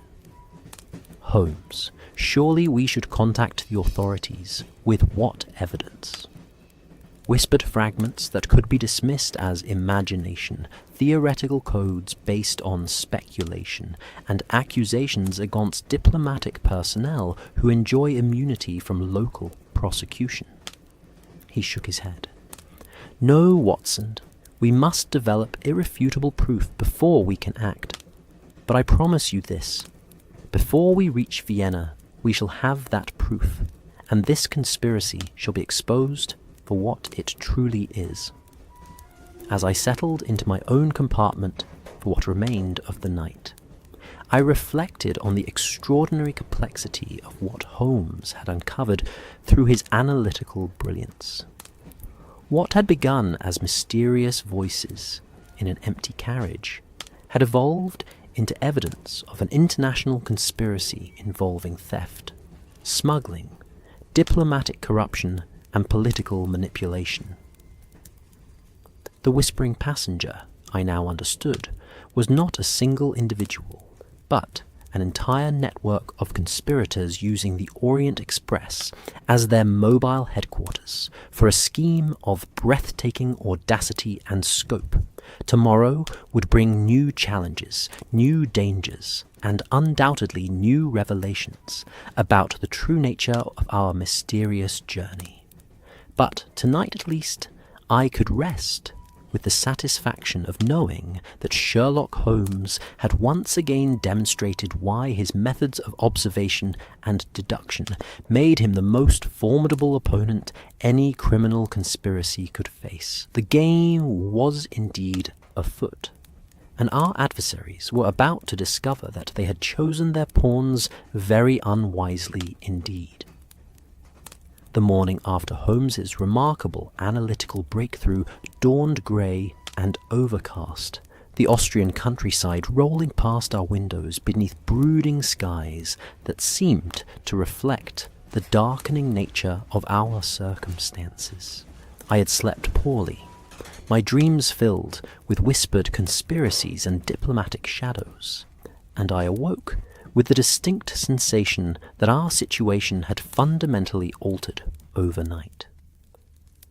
Holmes appeared at breakfast with that particular alertness I had learned to associate with his most dangerous cases, a subtle tension in his posture, a sharpness to his gaze that suggested a predator who knew he was being stalked in return. His grey eyes swept the corridor outside our compartment with systematic precision, cataloguing details that would have escaped my notice entirely. "Watson," he said quietly as we shared our morning meal, "I believe our investigation has attracted some unwelcome attention." "How so?" "Observe through your window, but do so casually. Note the gentleman in the dark overcoat who has been standing on the platform outside carriage 4 for the past 20 minutes, ostensibly reading a newspaper, but whose eyes have never once looked at its pages." I followed his direction, employing the subtle observation techniques he had taught me over the years. The man he indicated was indeed present, middle-aged and unremarkable in appearance, but his behaviour was exactly as Holmes had described. Though he held a copy of the Frankfurter Zeitung, his attention was focused entirely on our carriage. One of yesterday's new passengers from Belgium? Indeed.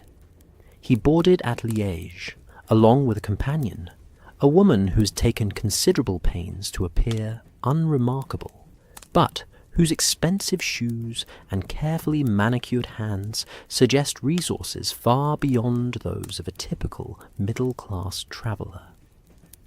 Holmes buttered his bread with deliberate calm, but I could sense the tension beneath his composed exterior. They had been taking shifts, observing our movements since shortly after dawn. The implications were deeply disturbing. you believe they were sent to watch us. I believe our analytical work last night may have triggered some form of alarm within the conspiracy we have uncovered. Someone has decided that Sherlock Holmes and Dr. Watson require closer supervision. As if to confirm his words, I caught a glimpse of movement in the corridor outside our compartment, a figure passing by with studied casualness, but lingering just long enough to peer through our partially open door. When I turned to get a better look, the person had vanished, but the impression of deliberate surveillance remained. Holmes, if they suspect our investigation, might we not be in considerable danger? Undoubtedly, Watson, but that very danger confirms the accuracy of our deductions. We have penetrated their conspiracy deeply enough to concern them, which means we are closer to the truth than they find comfortable. He rose from his seat and moved to the window, ostensibly to observe the passing landscape, but actually, I realized, to study the reflection of anyone who might be watching us from the corridor. However, he continued, two can play at this game of observation and misdirection. Today, Watson, we shall give our watchers something to observe that may serve our purposes rather than theirs. What do you have in mind? A performance, my dear fellow. If they wish to know what Sherlock Holmes and Dr. Watson are thinking and planning, we shall provide them with information carefully selected to mislead them while advancing our own investigation. At his suggestion, we made our way to the dining car for luncheon, taking seats at a table that afforded us excellent views of our fellow passengers, while appearing to focus solely on our meal.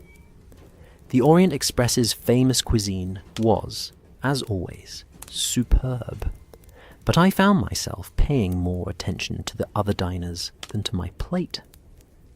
Our watchers were indeed present.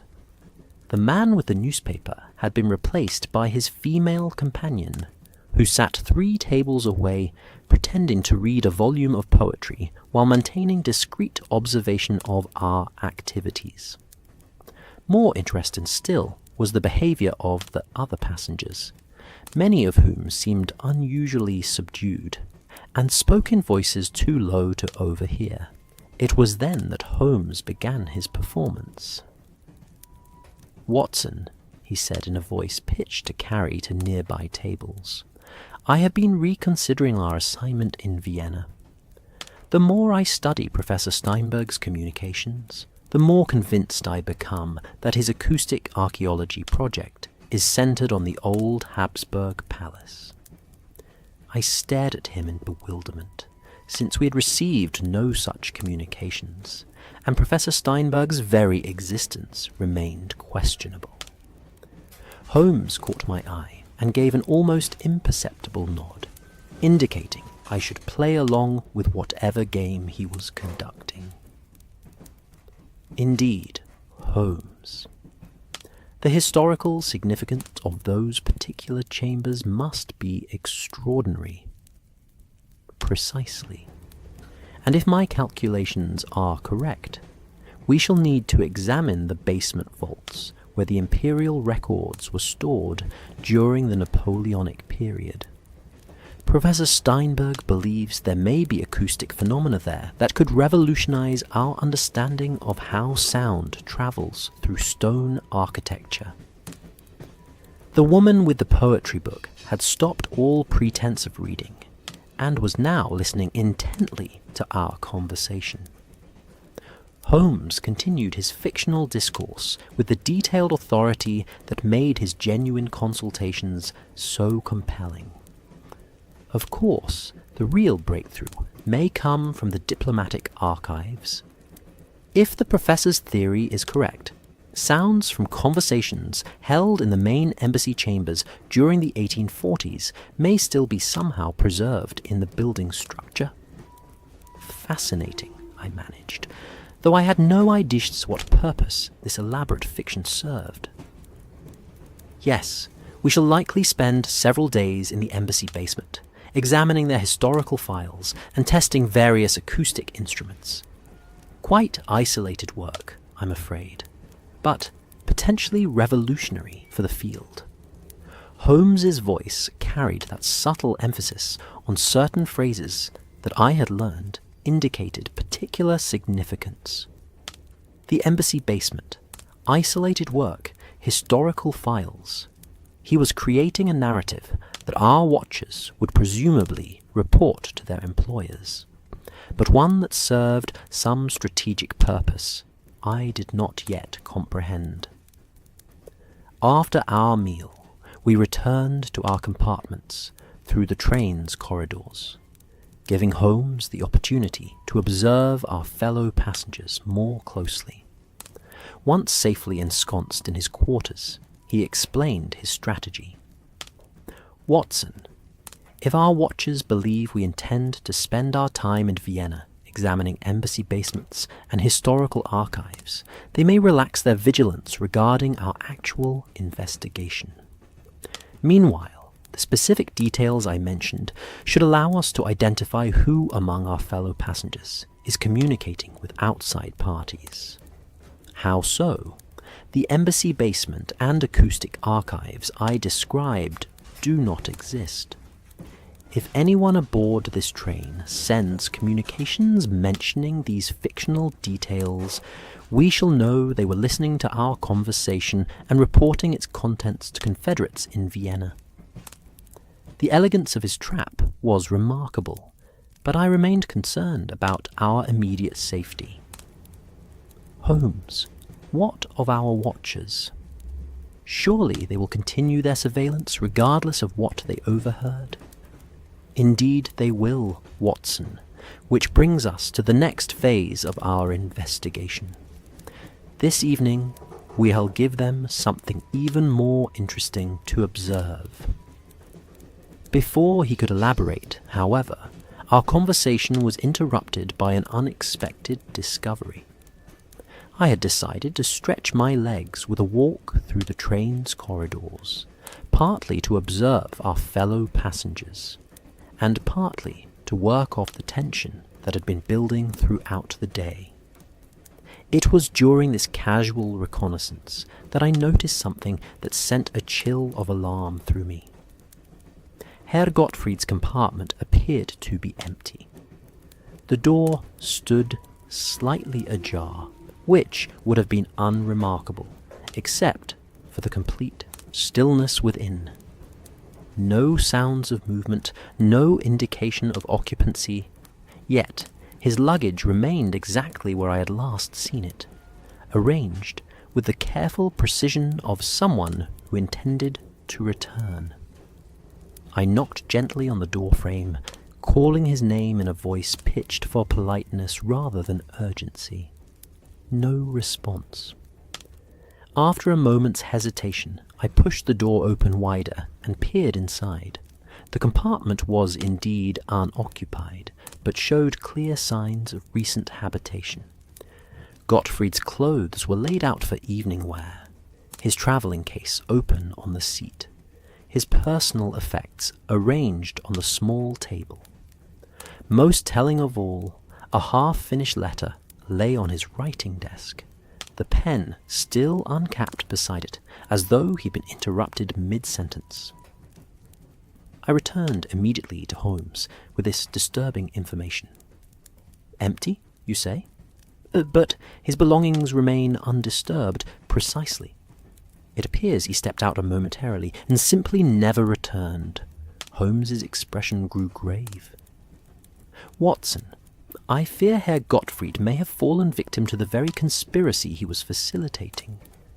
If the organizers decided he had become a liability," the implication was chilling, "you believe they would resort to violence? My dear fellow, we are dealing with an international smuggling operation involving stolen artifacts worth potentially millions of pounds, corrupt diplomatic officials from multiple nations, and political manipulation at the highest levels.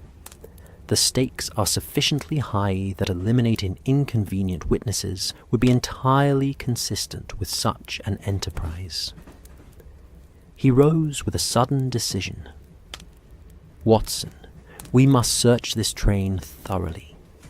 If Gottfried has met with foul play, his body must be concealed somewhere aboard, and finding it may provide us with crucial evidence about our adversary's methods and intentions. What followed was the most systematic search I had ever witnessed Holmes conduct in such confined quarters. Beginning with the passenger carriages, we examined every compartment, storage area, and service space that could potentially conceal evidence of violent crime. Holmes's trained eye missed nothing. A stain that might be blood. A disturbance in dust patterns that could indicate something had been dragged. Any sign that normal activities had been interrupted by violence. It was in the service car, among the storage compartments where luggage and supplies were kept for the train's operation, that Holmes made the discovery that confirmed our worst fears. "Watson," he called in a voice pitched low but urgent. "I fear we have found our missing merchant." The storage compartment he indicated was larger than the others, designed to hold steamer trunks and oversized luggage during long journeys. When Holmes opened it, the sight that greeted us was one I shall never forget, despite my medical experience with violent death. Herr Wilhelm Gottfried lay crumpled within the compartment, his body twisted in a way that spoke of hasty concealment rather than careful arrangement. His face bore the unmistakable signs of strangulation, the bulging eyes, the discolored complexion, the protruding tongue that marked death by asphyxiation. Good God, Holmes. Murder, indeed, Watson, and recently committed. The body is still warm, which means this occurred within the last few hours. He knelt beside the compartment, studying the scene with the dispassionate thoroughness that marked his approach to violent crime. Note the position of the hands, the angle of the head, the complete absence of defensive wounds on the fingers or face. I forced myself to apply my medical training to the grisly scene. He was taken by surprise, then no opportunity to struggle or call for help. Precisely. Someone he trusted approached close enough to apply fatal pressure to his throat before he could react. Holmes stood, his expression grim with the implications of what we had discovered. "Watson, this changes everything. We are no longer dealing with thieves and smugglers who rely on secrecy and misdirection. We are facing murderers who will kill to protect their conspiracy. Should we not alert the conductor, contact the authorities at the next station?" Holmes was silent for several moments, considering our options. With that methodical analysis he brought to all crucial decisions. When he finally spoke, his voice carried a quality of determination I recognized from our most dangerous cases. "Watson, consider our circumstances. We are aboard a train that has been systematically modified to facilitate criminal communications. Our fellow passengers include trained watchers who are monitoring our every move. Our conductor may be complicit in whatever scheme is unfolding. And now we have discovered that the conspirators are willing to commit murder to protect their operation. The full scope of our danger was becoming clear. You believe alerting the official authorities would be useless. Worse than useless, it would be suicidal. If Gottfried was killed because he knew too much or had become unreliable, what do you think would happen to two consulting detectives who have uncovered evidence of the entire conspiracy? As if summoned by his words, footsteps sounded in the corridor outside the service car. measured, deliberate steps that suggested someone approaching with purpose rather than casual intent. "Watson," Holmes whispered urgently, "we must leave immediately. If we are discovered here with Gottfried's body, our own life expectancy will become very brief indeed." We closed the storage compartment as quietly as possible and slipped from the service car through a different exit, making our way back to our own quarters through the train's less travelled corridors. Only when we were safely within Holmes's compartment with the door secured did we allow ourselves to discuss the full implications of our discovery. "Holmes, if they killed Gottfried, it can only be because they discovered his communications with us yesterday were compromising their operation." "Indeed, Watson. And if they are willing to murder one of their own confederates to maintain security, they will certainly not hesitate to eliminate two meddling detectives who have stumbled upon their secrets." The thought that we had progressed from being unwitting pawns to active threats in the space of a single day was deeply sobering. "What do you propose we do?" "We have perhaps 12 hours before this train reaches Vienna, Watson. In that time, we must gather sufficient evidence to expose this conspiracy while avoiding the fate that befell poor Gottfried." His grey eyes met mine with that particular intensity that indicated his mind was working at its highest capacity. The game has become considerably more dangerous, but it has also become more urgent. If we fail to act before reaching Vienna, I suspect we shall never leave that city alive. Then we are truly on our own? Completely, Watson. We can trust no one aboard this train, assume nothing about our safety, and expect our every move to be watched and analysed by people who have already proven their willingness to kill. He moved to the window, ostensibly to observe the passing landscape, but actually, I realised, to check whether our watchers had detected our recent absence from our compartments.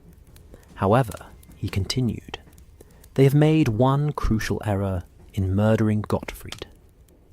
Which is, they have revealed the full extent of their ruthlessness, which means we no longer need to concern ourselves with the niceties of lawful investigation. From this moment forward, Watson, we are at war with an enemy that recognizes no rules of engagement. And in war, the advantage goes to those who understand their enemy's weaknesses. As evening descended over the Austrian countryside, and the Orient Express continued its inexorable journey toward Vienna, I found myself preparing for what promised to be the most dangerous night of our long partnership. The whispering passenger had revealed itself to be not just a conspiracy of thieves and smugglers, but a network of murderers who would stop at nothing to protect their operation. But they had also revealed something else, that Sherlock Holmes and Dr. Watson had penetrated their secrets deeply enough to threaten their entire enterprise. And that, as Holmes had so often proved in the past, made us far more dangerous to them than they could possibly imagine. The hunters had indeed become the hunted, but the question that remained was, which of us would survive to see the dawn? Dawn broke over the Austrian countryside with that peculiar clarity that sometimes follows a night of storm, the early light revealing snow-capped peaks in the distance, and pine forests that stretched away toward horizons, touched with gold and crimson. Under other circumstances, I might have found the landscape inspiring, even peaceful. As it was, the beauty of the morning served only to emphasize the deadly nature of our situation as the Orient Express carried us inexorably toward Vienna, and whatever final confrontation awaited us there. Holmes had spent the night in a state of alert watchfulness I had rarely witnessed, even during our most dangerous cases. Sleep had been impossible for either of us following our discovery of Gottfried's body, and we had taken turns maintaining observation of the corridors outside our compartments, while the other attempted to rest. What little slumber I managed was filled with images of strangulation and the constant awareness that death might approach our door at any moment. As the first light of day illuminated our carriage, Holmes appeared at my door, with that particular expression of intense concentration that indicated he had reached some crucial conclusion during his night-long vigil. "Watson," he said quietly, "I believe I have determined when and where the final phase of this conspiracy will unfold." "Indeed? Consider the timing, my dear fellow. We discovered Gottfried's body yesterday evening, which means his murder occurred sometime during the afternoon. This suggests that whatever information he possessed, or whatever role he was meant to play, had become unnecessary, or dangerously compromising." He moved to the window, studying the passing landscape with the analytical eye he brought to all forms of evidence. "The train schedule shows we shall reach Vienna in approximately 4 hours, with the final approach taking us through some of the most spectacular mountain scenery in Austria. If I were orchestrating a final exchange of communications or materials, I would choose that moment, when all passengers are likely to be distracted by the views, and when the train's movement through curves and grades would make observation of movement between carriages more difficult." The logic of his deduction was compelling, yet it suggested we would soon face whatever climax this conspiracy had been building toward. "What do you propose we do?" "We maintain our observation with even greater intensity, Watson.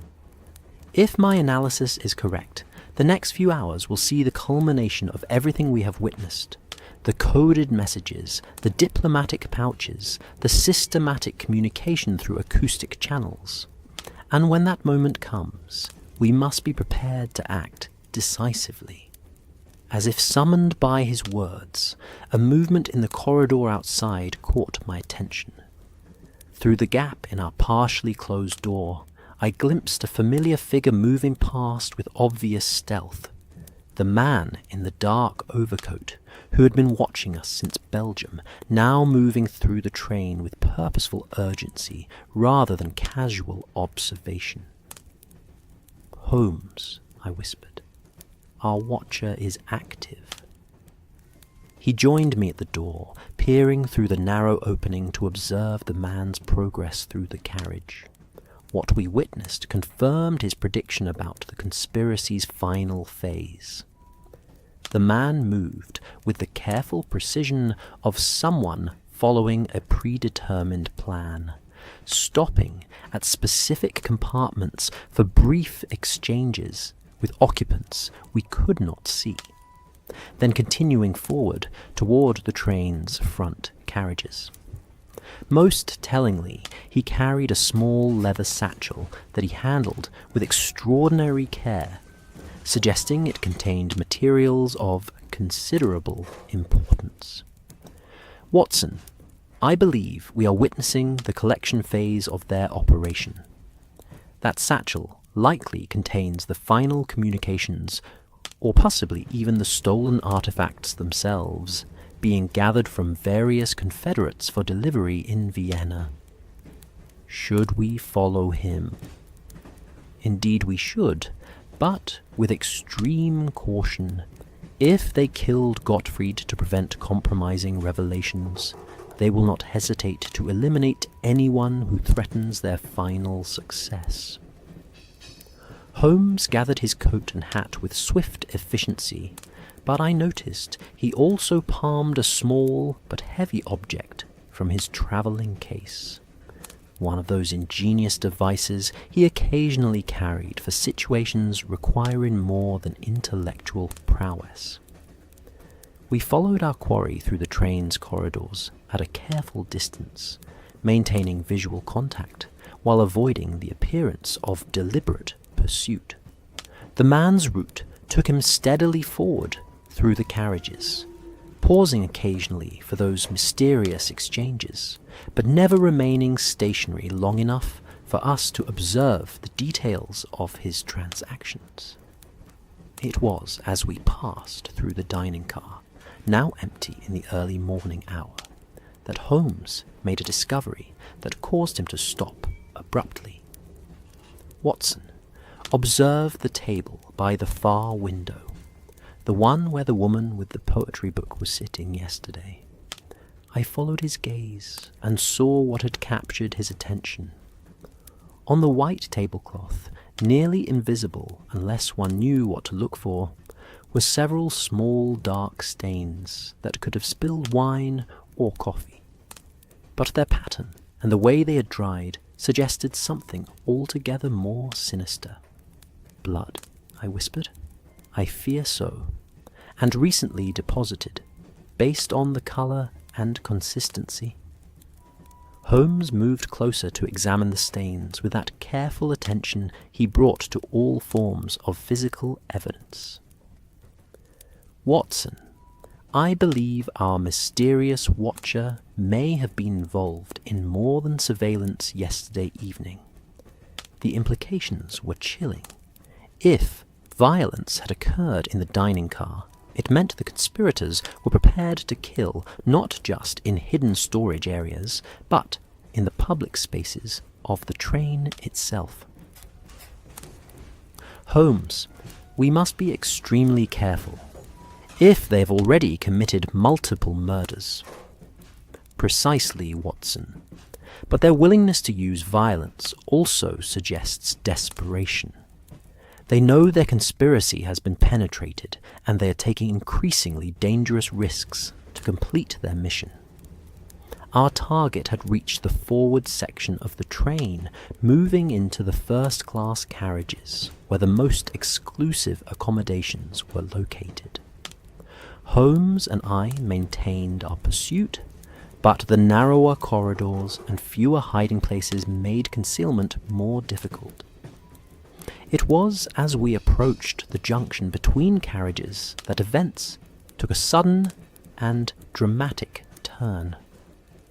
The Orient Express had begun its approach to the Alpine foothills, the track winding through increasingly spectacular terrain as it climbed toward the mountain passes that would carry us down into the Vienna basin. The train's motion had become more pronounced, swaying gently as it negotiated the curves and grades of this challenging section of the route. Our quarry had paused at the junction between two carriages, apparently waiting for something or someone. Through the window of the connecting vestibule, I could see him checking his pocket watch with obvious impatience, his leather satchel clutched tightly against his chest. Holmes signalled for me to remain hidden while he moved closer to observe whatever exchange was about to take place. I watched anxiously as he crept forward, using the train's motion to mask his approach, until he was positioned where he could see and hear whatever transpired. What happened next unfolded with the sudden violence that marks the transition from careful planning to desperate action. The man Holmes was observing suddenly spun around, his face contorting with alarm as he realized he had been discovered. For a moment, the two men faced each other across the narrow vestibule between carriages, the morning sunlight streaming through the windows to illuminate what could only be described as a moment of mutual recognition and threat assessment. "Mr. Sherlock Holmes," the man said in accented English, his voice carrying a mixture of resignation and menace. I had hoped we might complete our journey without this confrontation. Count Volkov, you presume? Holmes replied, his tone perfectly calm, despite the obvious danger of the situation. Your reputation in diplomatic circles is well known, though I suspect your current activities have little to do with legitimate embassy business. Volkov, for the man's reaction confirmed Holmes's identification, smiled grimly.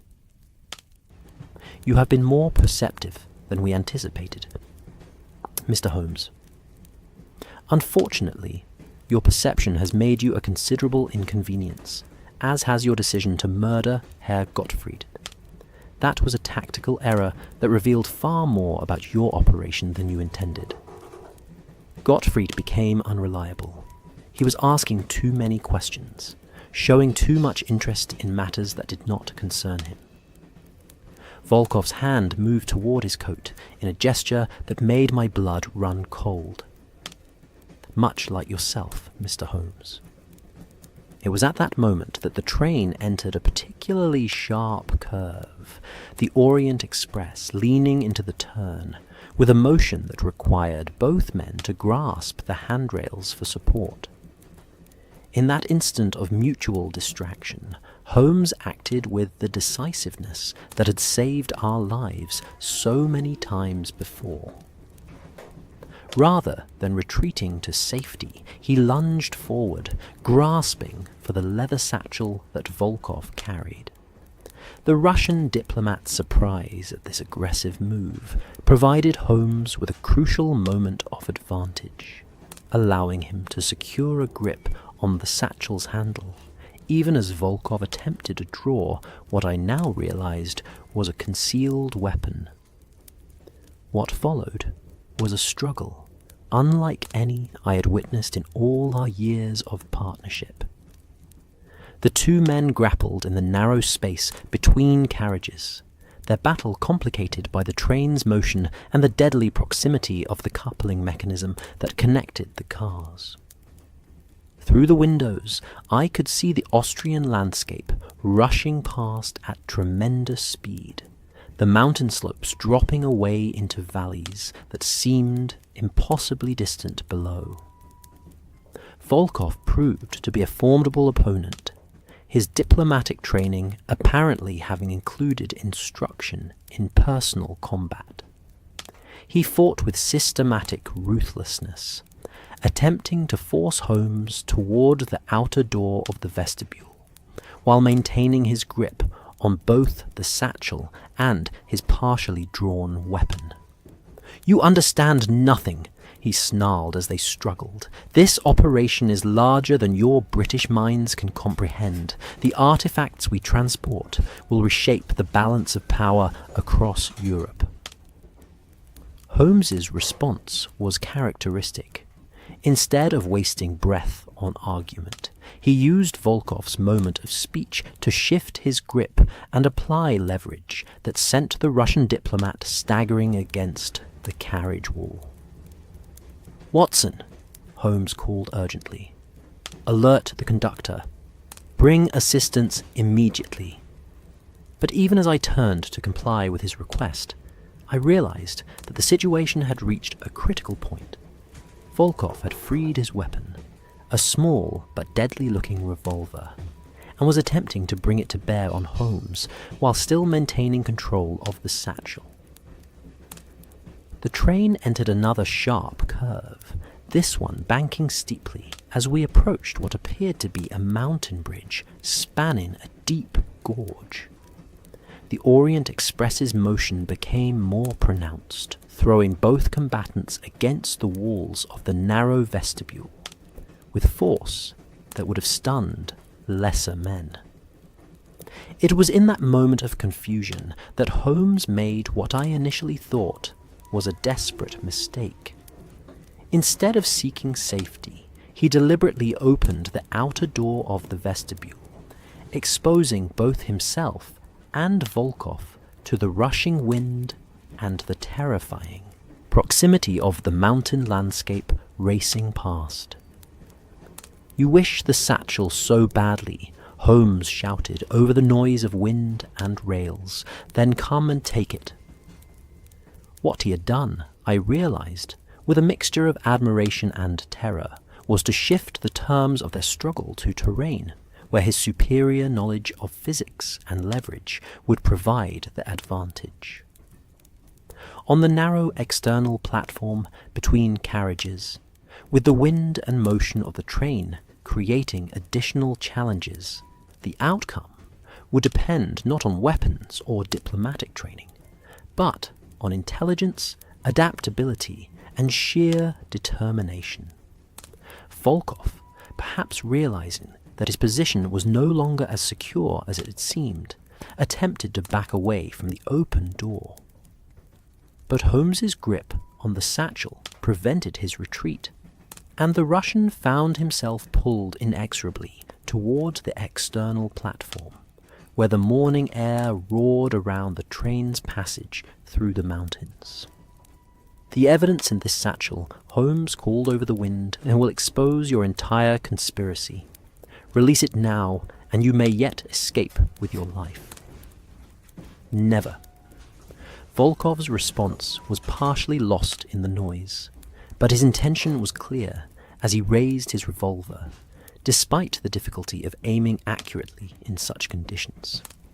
It was at that crucial moment that I arrived with the train's conductor and 2 porters, all of whom had responded to my urgent appeals for assistance, despite their obvious bewilderment at being asked to intervene in what appeared to be a diplomatic incident. The sight that greeted us was one I shall never forget. Holmes and Count Volkov locked in deadly combat on the narrow platform between carriages, the Austrian mountains rushing past at lethal speed, both men fighting for control of a leather satchel while a loaded revolver waved dangerously between them. "Gentlemen!" the conductor called in horror. "Return to the carriage immediately. This is extremely dangerous." But his words were lost in the wind and the intensity of the struggle. Volkov, perhaps realizing that the arrival of witnesses had sealed his fate regardless of the outcome of his fight with Holmes, made what could only be described as a final, desperate gambit. Rather than continuing to struggle for the satchel, he attempted to hurl both himself and Holmes from the platform entirely, apparently reasoning that if he could not complete his mission, he could at least ensure that the evidence of his conspiracy would die with them both. It was then that Holmes demonstrated why his reputation for quick thinking under pressure was so richly deserved. As Volkov lunged toward him with suicidal intent, Holmes used the man's own momentum to spin him around, simultaneously wrenching the satchel free and grasping the platform railing with his free hand. The result was that Count Volkov found himself dangling from the side of the Orient Express, held only by Holmes's grip on his coat, while the satchel containing the conspiracy's evidence remained safely in British hands. "Pull him up!" I shouted to the conductor and porters, who finally grasped the true nature of the situation and moved to assist. With considerable effort and no small amount of risk, we managed to haul the Russian diplomat back onto the platform and secure him within the carriage vestibule. Volkov was unconscious from shock and exhaustion, his revolver lost somewhere in the Austrian countryside, but alive and available to provide whatever information might be extracted from him. Holmes stood in the doorway, breathing heavily from his exertions, but triumphant, the leather satchel clutched securely in his hands. "Watson," he said with that familiar mixture of satisfaction and exhaustion that marked the conclusion of our most challenging cases, "I believe we have successfully disrupted the whispering passenger conspiracy. Whatever secrets this satchel contains should provide ample evidence to expose the entire network of corruption and theft." As the Orient Express continued its approach to Vienna, winding through the spectacular alpine scenery that had served as the backdrop for this final confrontation, I found myself reflecting on the extraordinary sequence of events that had transformed a simple consulting journey into one of the most dangerous adventures of our partnership. The whispering passenger had proved to be not a single individual, but an entire conspiracy of international scope and murderous intent. Yet, Holmes's methods of observation, deduction, and decisive action had once again proved superior to even the most carefully planned criminal enterprise. The leather satchel would indeed contain the evidence needed to expose the conspiracy in all its ramifications. But more than that, it represented proof that no criminal organization, however sophisticated or well-connected, could ultimately prevail against the application of genuine intelligence, guided by unwavering moral purpose.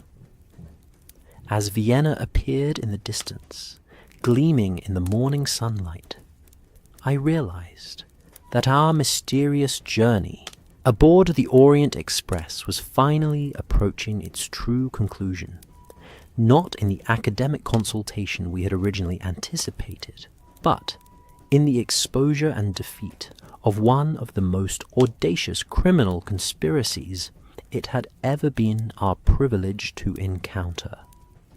The remainder of our journey to Vienna passed in a strange atmosphere of anticlimax, mixed with urgent activity. Count Volkov, secured under the watchful eyes of the train's conductor and porters, remained unconscious for nearly an hour following his ordeal on the external platform. When he finally regained awareness, his first words were not of defiance or attempted deception, but of what I could only describe as resigned confession. "You have no conception," he said to Holmes as we sat in the dining car under guard, "of the forces you have disrupted. This conspiracy reaches into the highest levels of government across 3 empires." Holmes studied the Russian diplomat with that analytical gaze I had witnessed directed at so many criminals over the years. "Then perhaps you would care to enlighten us, Count Volkov. The contents of your satchel have already provided considerable illumination, but I suspect there are details that only you can supply." What emerged from Volkov's subsequent confession was a tale of international intrigue that exceeded even Holmes's initial deductions. The conspiracy had indeed involved the systematic theft of cultural artifacts, but not merely for financial gain. The stolen items, primarily Byzantine manuscripts and Orthodox religious artifacts of extraordinary historical value, were being used as leverage in complex political negotiations between Russia, Austria, Hungary, and the Ottoman Empire.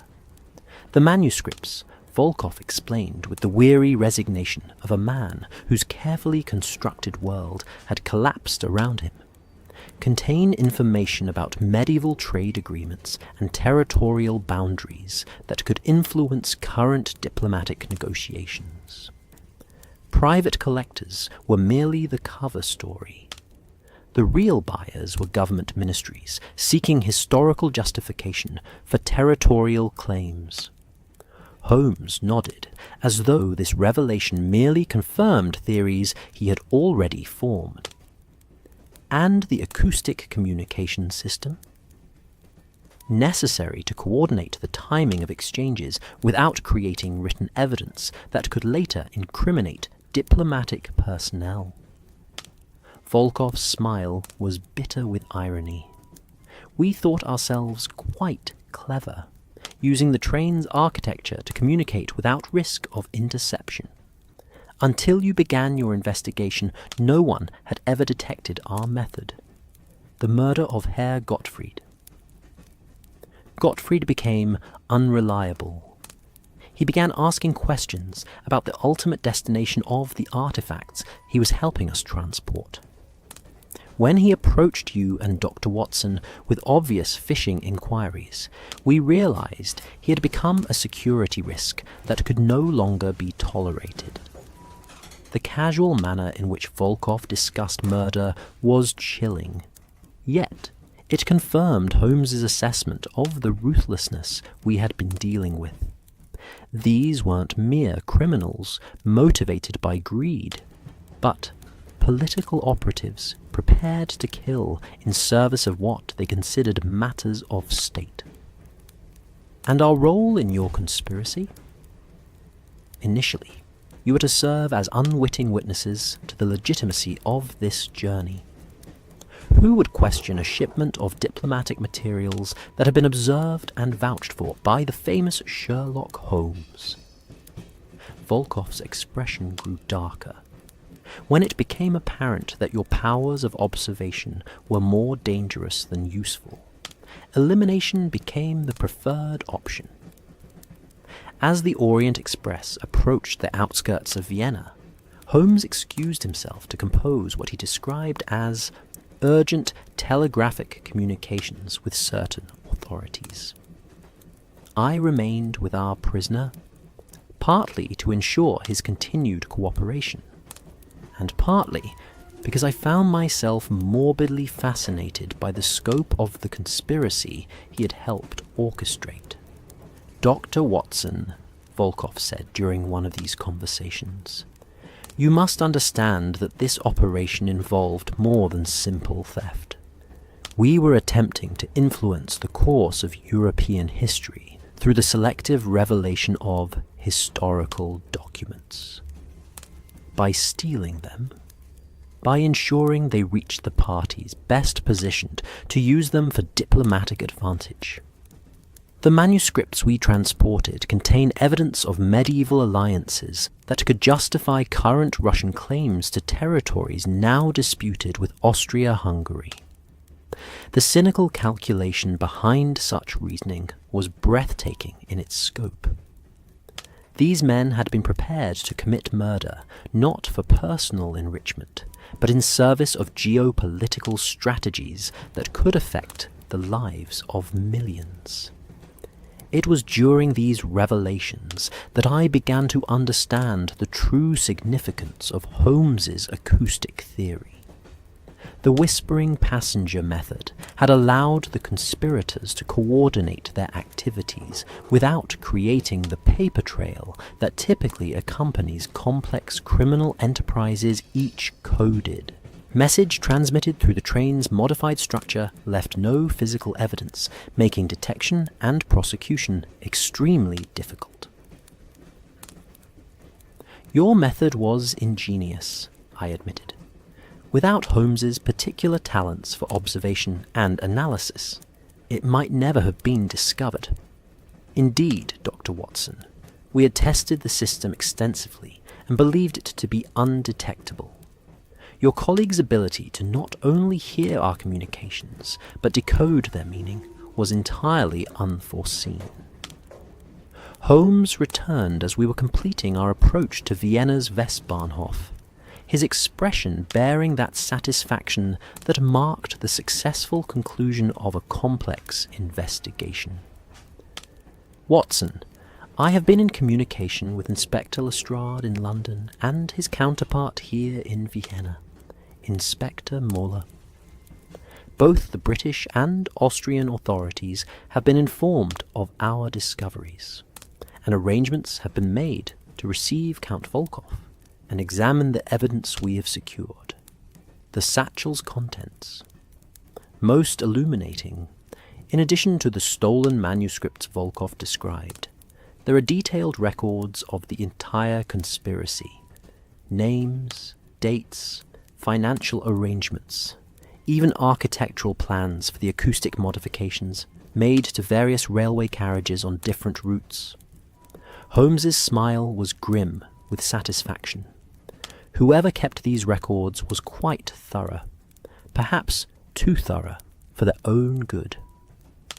As the Orient Express glided into Vienna's magnificent railway station with the smooth precision that had marked our entire journey, I found myself reflecting on the extraordinary contrast between the luxury and elegance of our transportation and the deadly conspiracy that had travelled alongside us.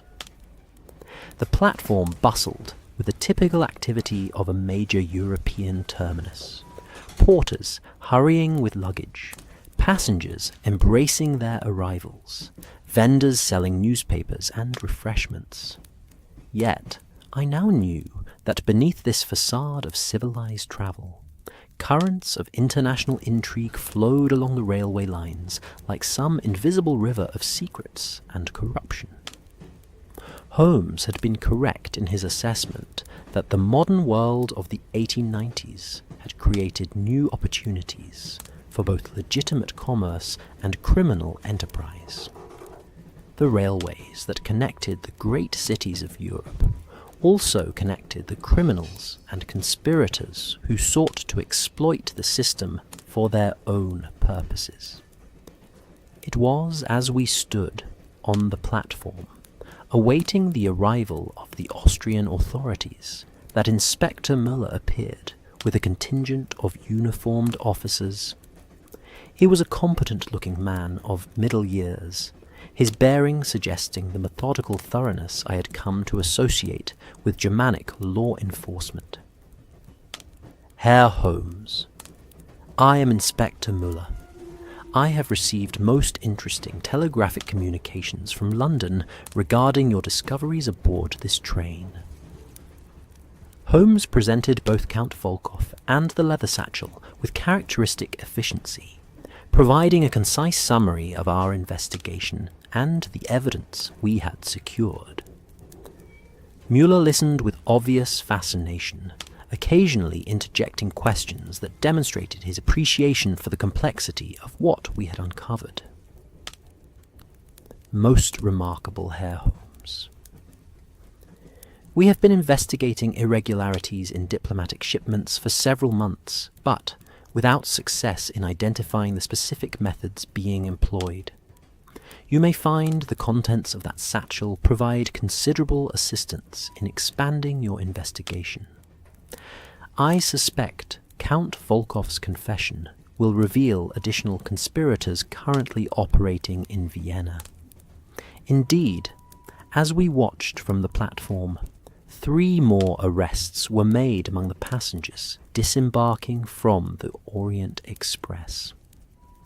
Müller's officers moved with the coordinated precision of a carefully planned operation, suggesting that Holmes's telegraphic communications had provided specific intelligence about additional members of the conspiracy. Among those arrested was a man I recognized as one of the embassy officials who had been aboard the train, though in such an unofficial capacity that his presence had never been officially acknowledged. Watching him being led away in custody, I realized how thoroughly the conspiracy had penetrated legitimate diplomatic channels. "Watson," Holmes said as we observed these proceedings, "I believe we can consider the Whispering Passenger conspiracy thoroughly exposed and defeated. Indeed, Holmes. Though I confess myself amazed at the scope and audacity of what we uncovered, as am I, Watson, yet it serves as a reminder that in our modern age of rapid communication and international commerce, criminal enterprises will inevitably adapt to exploit the same technologies and systems that facilitate legitimate activities. As the immediate excitement of arrests and evidence collection subsided, Holmes and I found ourselves standing alone on the platform, our mysterious journey finally completed in a manner neither of us could have anticipated when we departed Victoria Station several days ago. "Holmes," I said as we gathered our belongings, "what became of our supposed consultation with Professor Steinberg?" His laugh was genuinely amused. Watson, I suspect Professor Steinberg exists only in the imagination of whoever arranged our invitation to this journey. The acoustic archaeology consultation was merely the pretext needed to play us aboard the Orient Express at the precise time when our presence would serve their purposes. Then we came all this way for nothing? On the contrary, my dear fellow, we have successfully disrupted an international conspiracy, secured the arrest of multiple criminals, recovered stolen cultural artifacts of considerable historical importance, and prevented what could have been a significant manipulation of European diplomatic relations. He paused, surveying the magnificent architecture of Vienna's railway station with that appreciative eye he brought to all forms of human achievement. Besides, Watson, when has a journey in your company ever failed to provide adequate compensation for whatever inconveniences we may have endured? 16th October, 1895. As I conclude this account of what I have come to think of as the whispering passenger case, I find myself drawn to reflect on the broader implications of our extraordinary journey aboard the Orient Express. What began as mysterious voices in an empty railway carriage evolved into evidence of an international conspiracy that reached into the highest levels of European diplomacy. Holmes's initial theory that the voices were supernatural phenomena gave way to the recognition that they were entirely human in origin, though employing methods of communication that bordered on the ingenious. The whispering passenger proved to be not a single individual, but an entire network of conspirators who had discovered how to use the architecture of luxury railway carriages as a medium for undetectable communication. Their method was so subtle, so perfectly adapted to the environment in which it operated, that it might never have been discovered had it not been for Holmes's extraordinary powers of observation and analysis. Yet, perhaps the most disturbing aspect of the entire affair was the realization that the romance and elegance of modern railway travel, the Orient Express in particular, provided perfect cover for criminal enterprises of considerable sophistication. The very luxury that made such journeys appealing to legitimate travellers also created an environment where suspicious activities could be conducted without attracting unwanted attention. Count Volkov and his confederates had exploited not only the physical infrastructure of the railway system, but also the social conventions that governed behaviour aboard luxury trains. The assumption that fellow passengers were exactly what they appeared to be, the tendency to respect privacy and avoid intrusive questions, the general atmosphere of refined civilization, all of these had been turned to criminal advantage. In the days following our arrival in Vienna, the full scope of the conspiracy became clear through Inspector Muller's investigations and the examination of the evidence we had secured. The stolen Byzantine manuscripts were indeed of extraordinary historical and political importance, their contents potentially capable of influencing territorial disputes that might otherwise have led to military conflict. The financial aspects of the conspiracy were equally impressive in their scope. The private collectors who had been purchasing stolen artifacts were revealed to be intermediaries representing government ministries across Europe, each seeking historical justification for contemporary political positions. Most troubling of all was the revelation that similar operations were likely being conducted on other railway routes throughout Europe. The Orient Express conspiracy appeared to be merely one branch of a much larger network of cultural theft and political manipulation that exploited the continent's expanding transportation infrastructure. Holmes, characteristically, took particular satisfaction in the intellectual challenge the case had presented. The combination of acoustic engineering international politics and traditional criminal investigation had engaged every aspect of his analytical capabilities. Moreover, the method by which we had penetrated the conspiracy, through careful observation, systematic analysis, and logical deduction, represented a triumph of scientific method over criminal sophistication. For my own part, I found myself profoundly affected by the recognition that our modern world of rapid travel and international commerce had created new opportunities for both legitimate achievement and criminal exploitation. The railways that connected the great cities of Europe, facilitating trade, tourism, and cultural exchange, also served as conduits for the darker currents of human ambition and greed. Yet, perhaps most significantly, the case demonstrated once again that no criminal enterprise, however sophisticated or well connected, could ultimately prevail against the application of genuine intelligence guided by unwavering moral purpose. Holmes's methods, observation, analysis, deduction, and decisive action had proved superior to all the resources and official connections at the conspirators' disposal. As I write these words in the comfortable study of our Baker Street lodgings, safely returned from our continental adventure, I find myself listening with new awareness to the sounds of London's streets below. Every carriage that passes, every footstep in the corridor, every voice in the distance now carries the potential for mystery and revelation.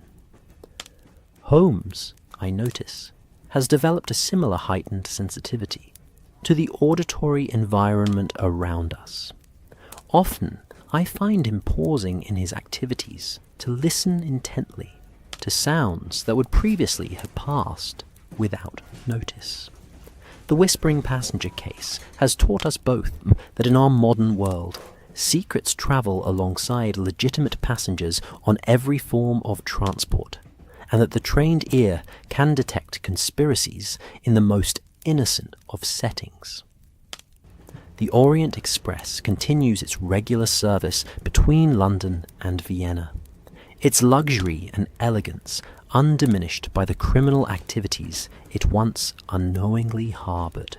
New passengers board each week, seeking the comfort and adventure of continental travel, most of them entirely unaware that their magnificent train once served as the mobile headquarters for one of the most audacious criminal conspiracies in European history.